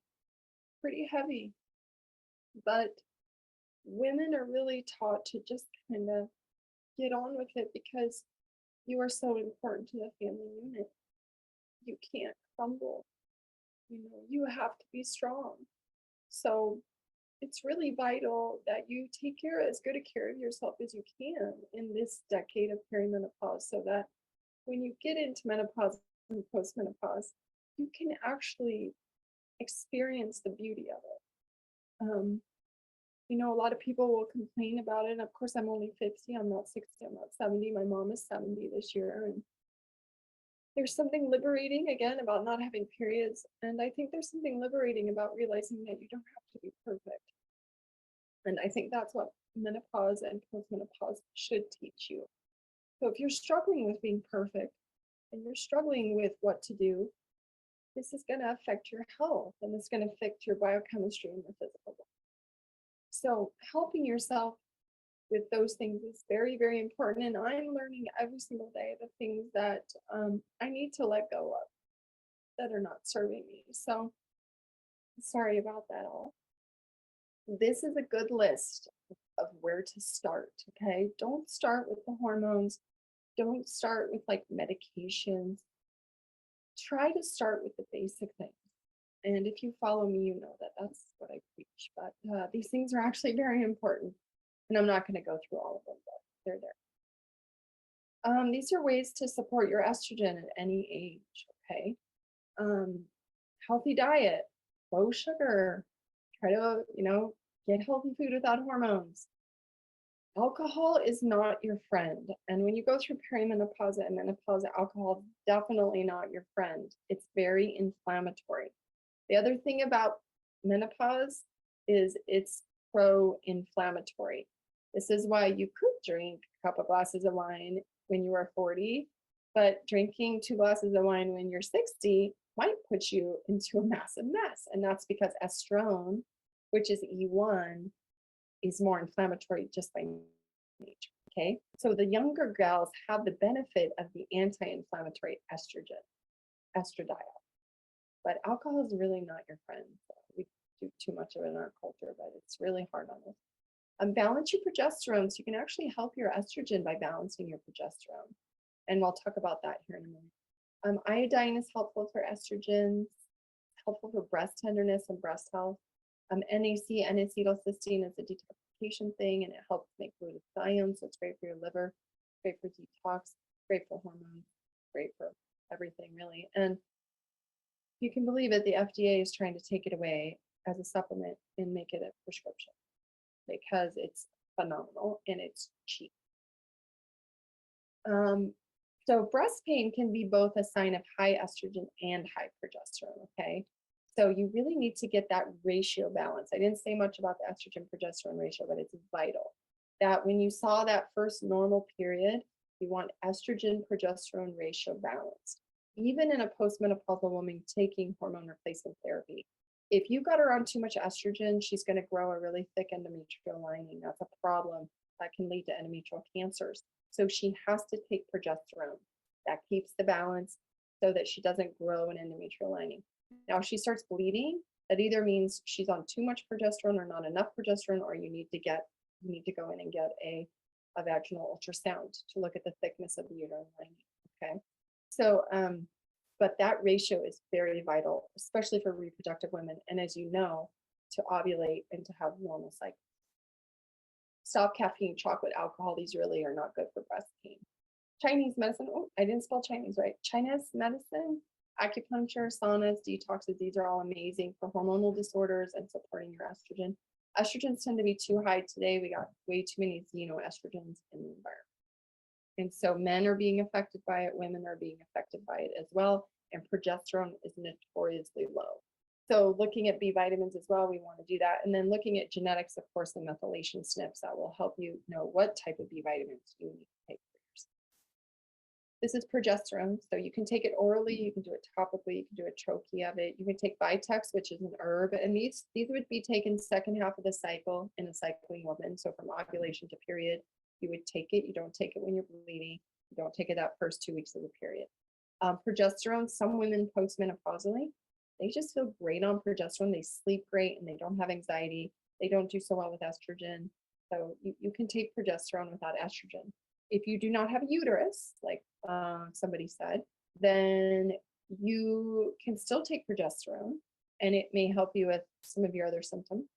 But when you become postmenopausal and you wanted to do estrogen, you would not have to do progesterone because you don't have a uterus. So we don't have to worry about uterus. But progesterone crosses the blood-brain barrier and it improves GABA. So it helps fill you out. I need a lot of progesterone today. I will be taking my progesterone tonight. You better. You need to sleep. Sleep is a vicious cycle. Sometimes you don't get enough sleep, screws your hormones up, and your hormones are screwed up, and you don't get enough sleep. But like my patient today, she's got all these SNPs in her genetics. She's never slept good her whole life. So we need to work on that, right? That's affected her whole life. So sleep is so important, really vital. Magnesium, taurine, these kinds of things can help progesterone as well. You gotta move, you gotta exercise. Probably what I'll do after this after this webinar, because I've had a very stressful day, as you can tell. I'm gonna go walk. I'm gonna go for a walk because I need to burn off stress hormone. I've been working all week to get my webinars done for you guys, for the guys last night. I spend all day talking with people and sitting at a desk. Not very healthy. So I have to move. I get up every morning. If I'm tired, I just do a little bit of activity. If I feel great, I lift, I weight train, I go out for a run, I walk. But this is the key. This is the elixir of youth.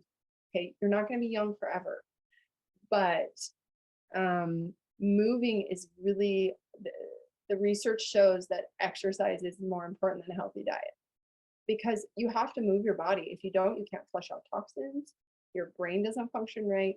You have lots of stress hormone like I just did, right? And I got to go burn that cortisol off. So, and also balance. And as we get older, we need the balance. And if we sit around too much, we get the weight gain, and that's not good for a lot of things. We lose muscle mass, which is called sarcopenia, and then osteoporosis, osteopenia, which like my genetics, I have pretty severe osteoporosis, and white skinny women that are stressed out tend to get osteoporosis, and that would be me. So I have to lift weights. And when I lift weights, I feel like a totally different person. Okay. And then reproductive women, first half of your cycle, from bleeding to ovulation, that's a great time to be doing your weight training. Okay. That's a great time to be adding your weight, bumping your weight up, doing more of that, because that's when you're really androgenic and that's when your estrogen is going up. But then as estrogen starts to peak at ovulation, remember that chart, as it starts to peak, you want to be really careful, because when estrogen is high, you can cause more injuries, especially in your tendons or ligaments or both. So I don't know if I have that right, but you basically, if you're going to do like hardcore running or you're going to do heavy lifting during ovulation, you may actually get an injury. So you can still exercise, and actually the middle of the month is a great time to do cardio, but you want to be careful not to be pushing yourself too hard during that ovulation window. And then the second half of your cycle, you don't want to up your weight. You don't want to increase the intensity. You just kind of want to keep doing what you've been doing, and you want to be friendlier to yourself. You might need to rest more, you might need to sleep more, and you might need to eat more, because progesterone demands that because of insulin. Okay, so this may be when you have food cravings, try to find healthier food cravings. Get rid of all your xenoestrogens. You guys should all know this by now. Just like I had the conversation with my patient today. This stuff is poisoning us and it's poisoning the planet, and we could go into that, but really work hard on this. And if you get your genetics done, you see that. Work on that if you got some of those detox problems. And then get rid of all the bad stuff in your kitchen, like plastics, and don't heat stuff up. Again, hopefully all you women understand this and you know this, but it's amazing to me how much of the population doesn't. Now, I see a subset of patients. I see privileged middle-aged people. I see women that have money to spend to feed, okay? The average population that's going to conventional medical care, that's shopping at Walmart for their food, that's cooking plastic in their microwave, like they're buying broccoli at Costco and putting it in the microwave because that's what it says. It's shocking how many people don't know. So just get educated on this and try to really avoid this as much as you can. All right, so these are some of the resources for finding a physician in your area if you need one. You can go to both of these and put your zip codes in. This is the DNA company. You can actually order your own test. They'll send you a report. It's so friendly. I mean, my patient knows nothing about healthcare and she was able to read through her whole report. If you use this link or just use the code STEALTHY when you check out, they'll give you a discount.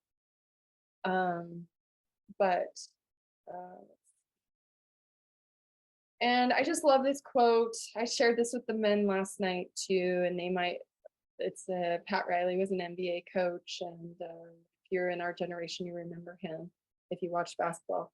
But I love this quote. You must be an active participant in your own rescue. Nobody's coming to get you. Nobody's going to come save you. You have to do it. You have to be an active participant.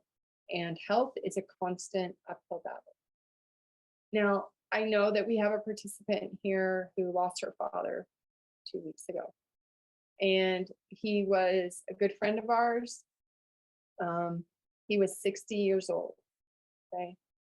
When you're 30, that doesn't sound very old. But when you're 50 or you're 61, that's not very old. And he was training when he died. I don't know the whole story, but he was training in the morning, running or something, and had a massive cardiac event. So the other thing is that you could be a healthy person and just never know. So as long as you're here and as long as you're living, and as long as you have the ability to move your body, and even if you can't fully move your body, moving your brain, giving back, creating service, doing whatever makes you happy, you have to be an active participant in it because nobody's coming to fix it for you. And life is really short. It's like really short. And so when I have bad days like I had today, I just remind myself that one, there's always somebody that's worse than me. That doesn't always fix the problem though, because you know what? Everybody has problems. It doesn't matter if you are like the richest dude in the city living in the mansion on the hill. He's got probably more problems, in his head and everything else than the poor person living in the slum. But we all have problems, and it usually comes down to relationships, to the choices that we've made, the emotions that we have, and to the people that we're surrounded by. So, I love this quote, and if we all kind of live by that more, then we hopefully will be making better choices. All right, so that is my presentation. I'm going to stop sharing here. And do we have any questions? Sorry, I had a little bit of a breakdown there. No need to be sorry. I'll let you read through the messages. Some people were sending some kind words, so I'll let you read those about whenever you were sharing that. But I think I speak for everybody when we really appreciate that vulnerability, and it really brings it full circle. This is really important stuff. So no worries. You have a few really great questions that came in though. So they're directly to me, so you won't be seeing them.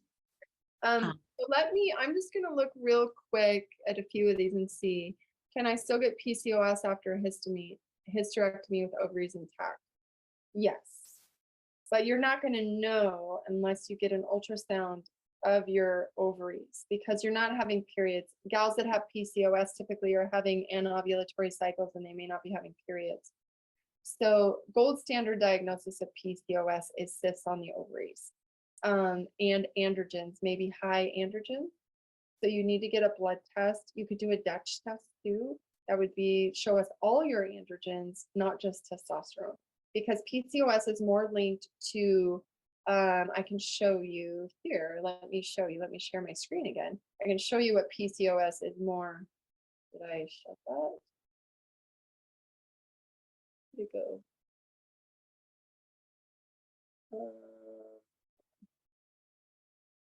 Oh, there it is. Okay, so PCOS is more related to this pathway. You can see here on the Dutch. So it's this one, right? It's called the DHT pathway. So you've got testosterone, and then, whoops, oh my gosh. And then see this pathway, the 5-alpha pathway? These tend to be the women that are more androgenic, and so they go more down this pathway.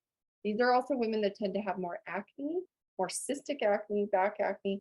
They get hair thinning, their hair is thinning on their head, and they may be growing hair on their nipples and on their body. So if you are having all those symptoms and you are prone to insulin resistance, and your blood sugars are high or something, you could be having some PCOS. But and really the first thing with PCOS is to get your blood sugars under control. And then there are some supplements that can help with 5-alpha. Yeah. Let's see. All right, I think that's all I have here. What do you have? Okay, the first one that came in is sort of a two-part question. So the question is asking if you can talk about ways to support your body after coming off of long-term use of hormonal birth control or healing from post-birth control syndrome. And the second part is, can you also offer any advice in terms of how to handle the perioral dermatitis that's presented after stopping birth control? Yeah, so I will tell you one of the reasons I don't work with reproductive women very often.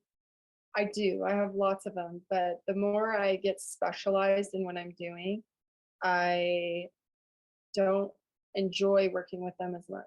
And that's because so many women that come into me are on birth control.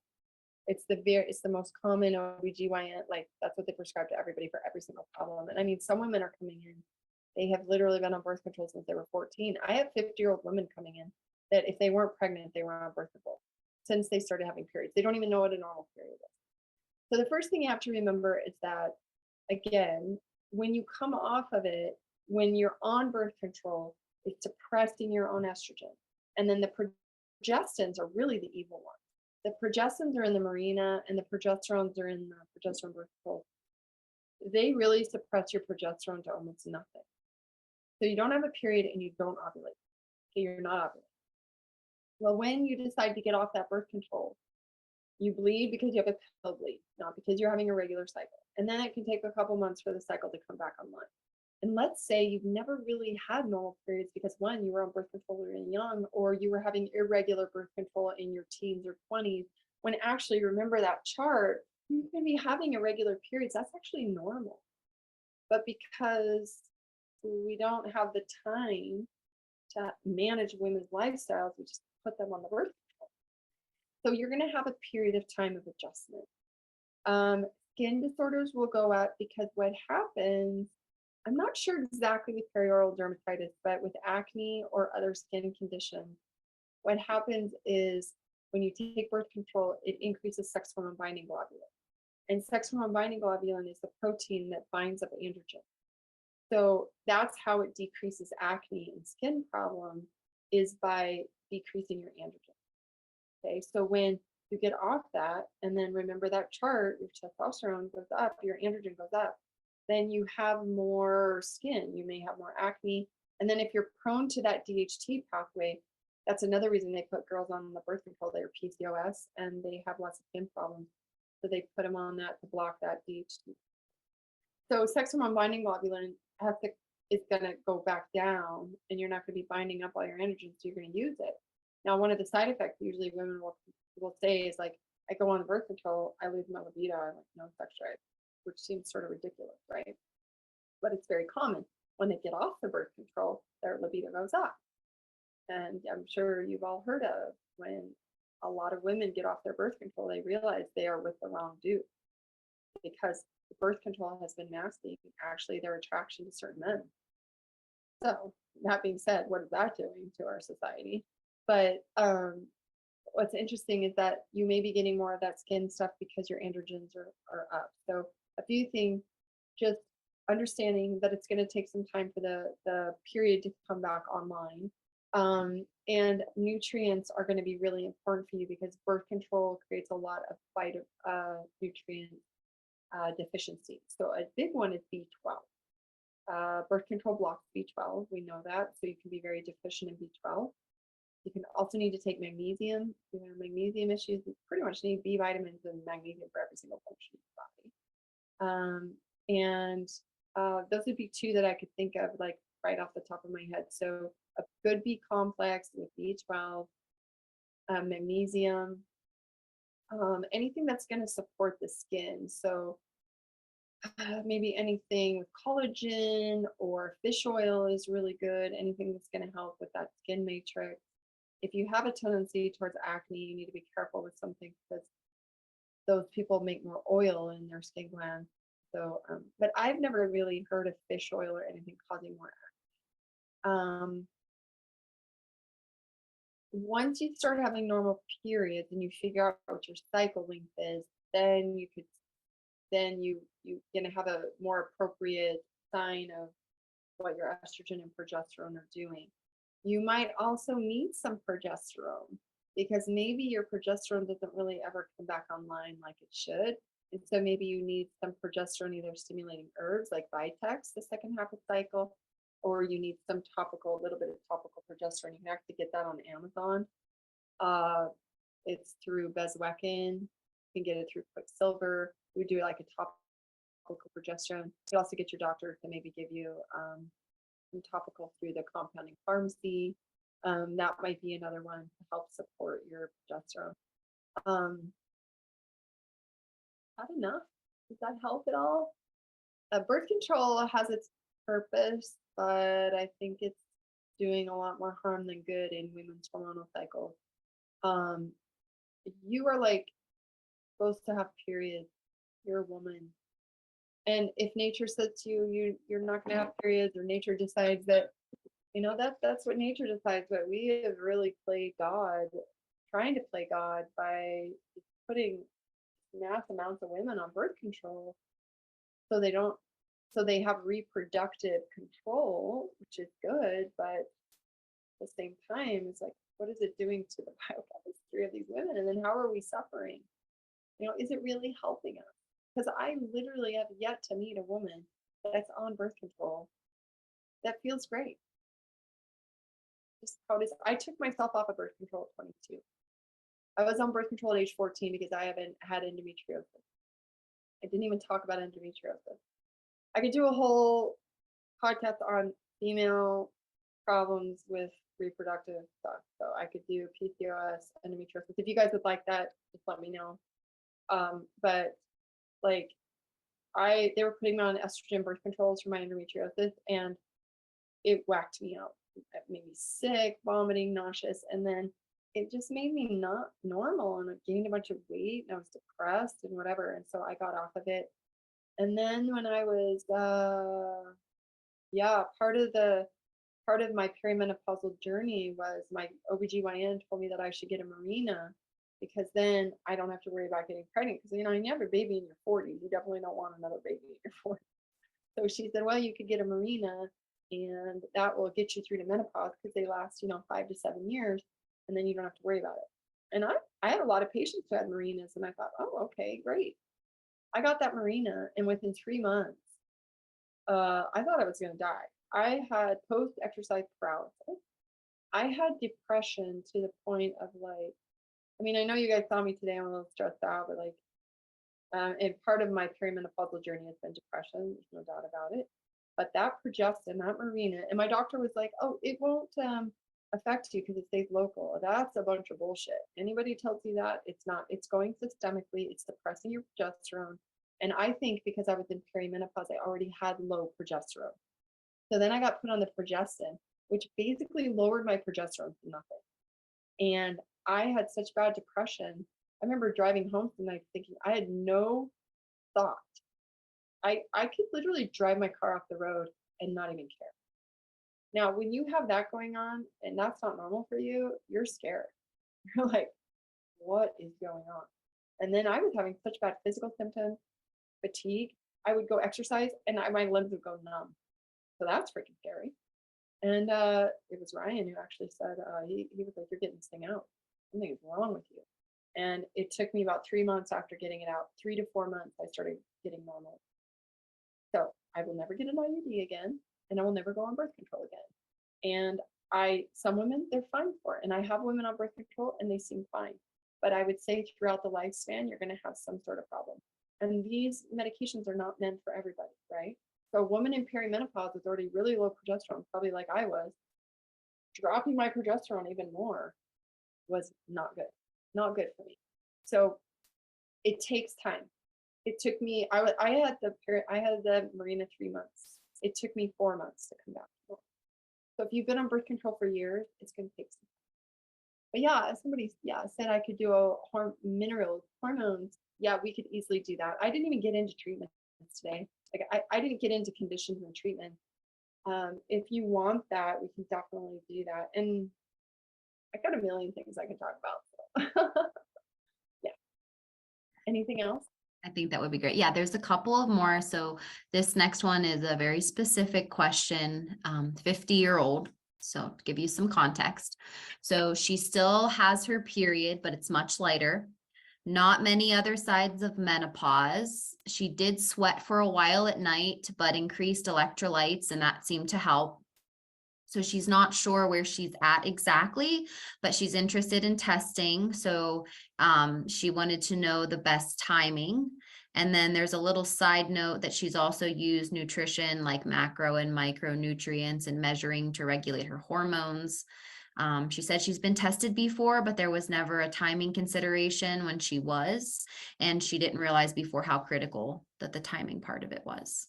So if you're still having periods, that's great, because then so what you need to do is hopefully you know your cycle length and you're having, now perimenopause, at 50, you're definitely in perimenopause. How severe it is, don't know. But if you're not having regular periods, you have to figure out when your LH spike is. That can be a little complicated. They have devices now. I love a device. And for you reproductive women, so this is another resource that I didn't share, but I share it with all my patients. It's called the Inito device, INITO.com. Emily, maybe you can put that in the chat box.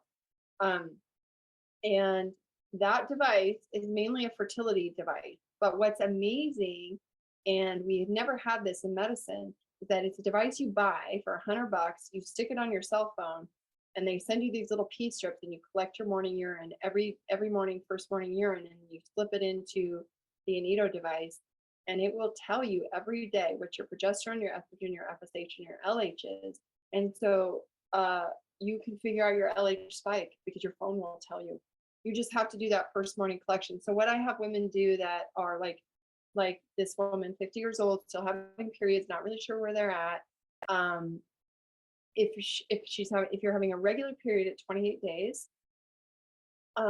then no, it doesn't matter about tubal ligation. No, if you had that. The LH spike, it shouldn't, because your ovary's still going to do it. It's just you can't get the egg down a tube. Now, surprisingly, you haven't gone into menopause yet, because sometimes just like a hysterectomy, I see that sometimes in my women that have had the tubal ligation, but it shouldn't matter. But if you're having a cycle every either 21 days or 28 days, then you would collect on days 19 through 22 your sample, and you collect it in one day. So you would pick like day 19. If you have like a 32-day cycle, or you might collect on day 22. If you have a 21-day cycle, you're going to collect on day like 15, something like that. Okay. And the cool thing about the Dutch lab, they're great. The guy that runs that lab knows more about periods than I do. I just have my patients call him, and they're like, I have this, and he tells them like what to do and how to collect. So it's really cool. But that's when you want to collect your urine sample. If you're going to collect blood, you want to do it around the same time. You want to see at that day 19, what's estrogen, what's progesterone, what's testosterone. But the Dutch test shows a whole lot more. Plus, you get adrenals with it, so it's really valuable. And that would be the best way to collect. If you don't have regular periods, then you need to do the Inito or the LH strips, which you buy. They're called ovulation strips, and you buy and you pee on them until they turn a certain color, and then that day is the day that your LH is going up, so then you would count that. So yeah, but if you're having regular periods, it's really easy to do timing, really easy to collect. And kind of going off of that question, this was the same woman. She said that she lives in a small town in Colorado and just looked, and there's no Dutch testing around her. No one does that. So she asked if you would do it remotely with a Zoom consult by chance. So to see me legally, this is the deal to see me. And I have to tell the guys this too, because obviously I get a ton of guys that want to see me and have me do their stuff online. And they're getting tighter with COVID. When COVID happened, everybody went to telemedicine. So they were kind of like, it was like free for all rodeo, right? Like everybody could do telemedicine. But now, especially with controlled substances, when we prescribe, they're requiring now we see a person in person. Our malpractice, my malpractice, because my licensing, I'm not licensed in every state. I'm only licensed in Montana and Washington. I can't be your doctor and I can't prescribe unless you come see me in person. That's my malpractice rule for one visit. So you have to come see me for the first visit. What's great is that we can do telemedicine after that. And I can't prescribe in Colorado, but there's national pharmacies that I can use for female hormones that I can prescribe and they will ship to you. So if you needed hormone, that would be it. But if you're not there yet and you don't need hormone, maybe you just need progesterone cream, we can order that without a prescription. Maybe you need supplements, nutrients, you need a lifestyle, we need to work with your adrenals. All of these things can be done via telemedicine. So it does require some commitment, unfortunately, and that's to see me. I'm trying to think if I know what town in Colorado. What town in Colorado are you in?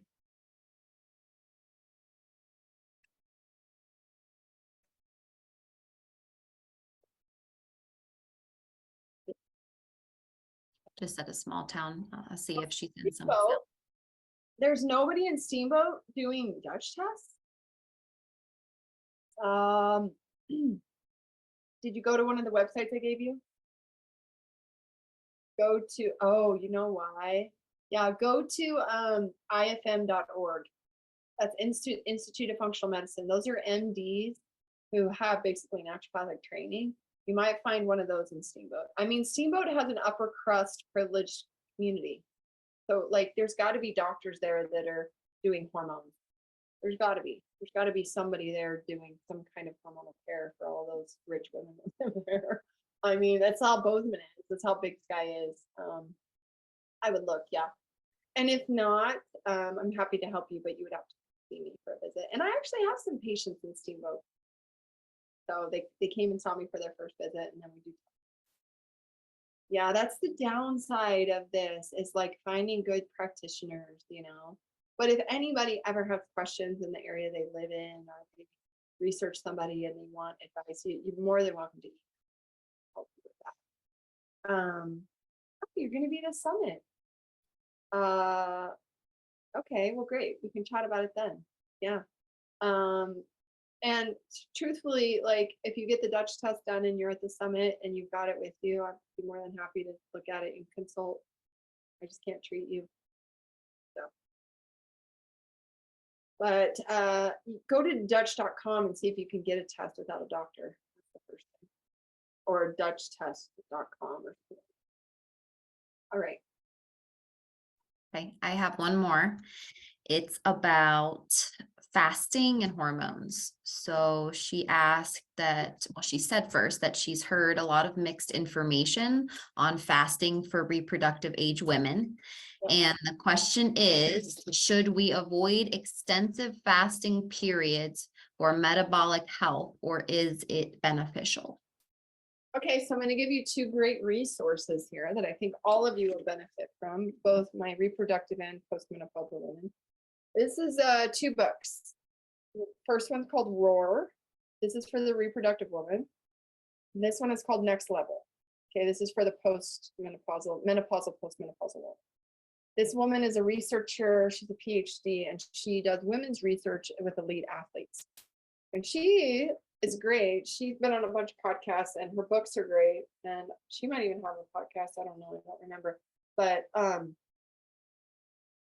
she was researching women, and she was like, isn't it interesting that all the research, most of the research in exercise, intermittent fasting, and exercise, and gains, and all this is done on men, not done on women. And let's remember that men are on 24-hour circadian rhythms, and they do much better with intermittent fasting. And what she found is they do better than women do. The interesting thing is that reproductive women have an easier time with intermittent fasting depending on your body type. And in here, she goes over the different body types. So if you want to know what body type you are, there's 3 different types of body types. So there's like endomorph, ectomorph, mesomorph. And so if you get this book, you can find out, kind of figure out what your body type is. And then she helps decide like what's best for you. Okay. Then she started researching menopausal women, and she was like, wait, the game totally changes with menopausal women. And she wrote this book, her and her partner wrote this book, and she does not recommend intermittent fasting. She says that when women who are postmenopausal, they go into exercise with a loss, meaning you don't have calories, that you are actually going to store more fat. And this is the research that she's done. So she believes that you need to go into exercise with a food. Now, I love to get up first thing in the morning and exercise before I eat. It's just my thing. But now I'm postmenopausal or menopausal, and I'm like, I find myself waking up in the morning starving. And then I think, well, I should work out first. But after I read her book, I was like, oh, maybe I shouldn't be doing that. I should be eating a little bit of food, drinking, and then exercising. So on the mornings where I don't work and I have more time, I try to do that. Or I'll get up and I'll do like a protein shake, or I'll do something quick that I can do before my workout. Because if I've got my kids got school and I got to go to work, I don't have enough time. And I'm kind of a pumpkin after 6 o'clock, so I may not work out. But these are great resource books, and they're super easy to read. And they give exercises. She gives meal plans. She helps you understand that. So do I think intermittent fasting is good? It depends on who you are. Do I think that some postmenopausal women can get away with intermittent fasting? Yeah, because I do it all the time. But I know that if I don't eat enough and I intermittent fast too much, I actually lose body mass. Too skinny. I lose lean body mass. Now, the other thing is, though, I have an APOE4 gene. And if you have an APOE4 gene, which again is a genetic thing, that's that Alzheimer's gene, you do better with fasting 12 to 16 hours a day. So that would look like you don't eat after 7 o'clock at night, and you can eat at 7 in the morning. So you can do it overnight. You don't have to go 18 hours every day. And I never feel good. I've also had a lot of blood sugar dysglycemia. That's because I'm a stress case type A person. So fasting 16 hours is like really hard for me to do. And it's probably also because I've had adrenal fatigue for years. And as I've gotten healthier and I've gotten through menopause, I feel like my adrenal fatigue's gotten a lot better. So I can do it without eating. But when I had COVID, I had like long COVID for a year. It's another podcast I should do, and webinar. But like my adrenals were shot. I couldn't even exercise, and I definitely couldn't even fast. So it's dependent. And because of our hormonal cycles, again, like we have to think of how we feel. If you wake up in the morning and you're starving, you need to eat. That's your adrenal gland saying, I need blood sugar. Okay. You're going to cause more problems just ignoring it and working out. If you wake up in the morning, you don't have an appetite, you love to work out, you feel great, and you can wait until after you work out, then that's great. But when we become postmenopausal, we don't have all that great estrogen to kind of, again, that energy source, that estrogen to do that. And we're going to be more prone to injury, and we're going to be more inflamed. So going into a workout in a calorie deficit is not necessarily healthy. So these are great books. These are great resources. Another great book I love for perimenopausal women. This is Laura Brydon. She's like one of the queens of female hormones. She's from Australia. Laura Brydon, and the Hormone Repair Manual. This has a ridiculous amount of information about almost everything you can think of, every symptom you have. I love this book. Another great book on genetics is Dr. Lynch's book, Dirty Genes. I went to school with Dr. Lynch. He's a good friend of mine. He's made an empire out of genetics. He's a smart man. And this is a great book if you don't want to do the genetic testing, but you want to see how your genetics might be affecting you. He has quizzes for all these different areas and you can take that. But this is a good book too. And then the DNA Way is written by the guy that has the DNA testing company. So that's a great reference too. It's very simple read. I have a lot of books. That you can't even see like how many books I have. And I buy books and I don't read them all because I don't have time. But someday when I'm an old lady and I have no young children and I'm living on a beach, I'm reading a book a day. So I'm saving all my books up. But I love information and I'm a lifetime. Anyways, those are some good reasons. I just for everybody here, if you haven't seen them, I've sent all the links for those books that Hillary was recommending as she was holding those up. So if you guys want to click, they'll take you right to Amazon to check, see the covers a little bit better. Okay, any more questions? There was just a really quick one. The same person that asked the fasting question. She said, just to elaborate, she eats dinner at 4:20. She goes to jujitsu in the evening, and then she doesn't eat until the morning around 7:20, and she wakes up starving. So she's asking if it might be a good idea that she has a snack before bed. Yeah, so this could be adrenal and this could just be blood sugar dysglycemia over time. Yes. Here's the other thing. Don't be so freaking hard on yourself. Eat some food. Like pick some protein and some fat. Don't eat like last night. Here's an example. I made these little cookie dough things for my kids, and I shouldn't have, but we did. And I had literally a cookie that was like this big before bed. I normally will just eat dinner and then I have tea and my supplements and whatnot. And I had this little cookie. And I woke up at like 4 a.m. starving. And that's probably one of the reasons I had like an emotional breakdown today. I couldn't handle, like, I was just like irritated all day. Like I started my day out starving, but I didn't get up and eat because I was tired. So I didn't want to get up and eat. And then I got up and I worked out. And then I was starving. And then we got in the car and I had my breakfast, which you should never eat your breakfast in your car, but I do because I break all the rules. My daughter ate my breakfast while I was driving. I didn't notice I was driving. She was eating my breakfast. And that set me up. So I should have got up and I should have eaten some food because my body, my blood sugar probably went up after the cookie and then it crashed. And my adrenals are, kind of worn out still. I do a lot in my life, and getting up and working out without eating food was not a smart idea. I should have listened to this woman in this book and I should have got enough, got a protein shake or something, an egg or whatever, but I didn't. And so it just set me off and it kind of set my whole day off and took me down a road of like being an emotional basket case, which you always. So eat a little bit of food before bed. And then what you might notice over time is it gets easier to go to bed with it. So, yeah. Don't eat a cookie before bed. Eat some protein. But we all have different patterns, that work for us. And what I find, and I do this in my life all the time, if you're a busy woman with a job all day and then your kids are in activities, and I even see this in my older patients, like, you're not eating dinner till 8 o'clock at night. And then my kids go to bed at 8:30. We're eating dinner at 7:30. They're going to bed at 8:30. That's not good for them. And then I'm going to bed because I want to be in bed by no later than 10. So I just ate at 8 and I go to bed at 10. That's not good. That's not healthy. But our lives are so busy. So that's when we're eating. We should be eating at 5 o'clock. And one of the theories that I have, besides the fact that our food is really poisoned and there's lots of chemicals and stuff that we're being exposed to now.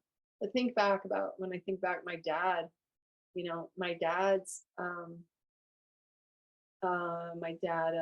was like, we never went out to eat when I was a kid and blah, blah, blah, and blah, blah. And like, there was not obesity, there wasn't this problem, but like my grandma had dinner on the table every night at 5 o'clock.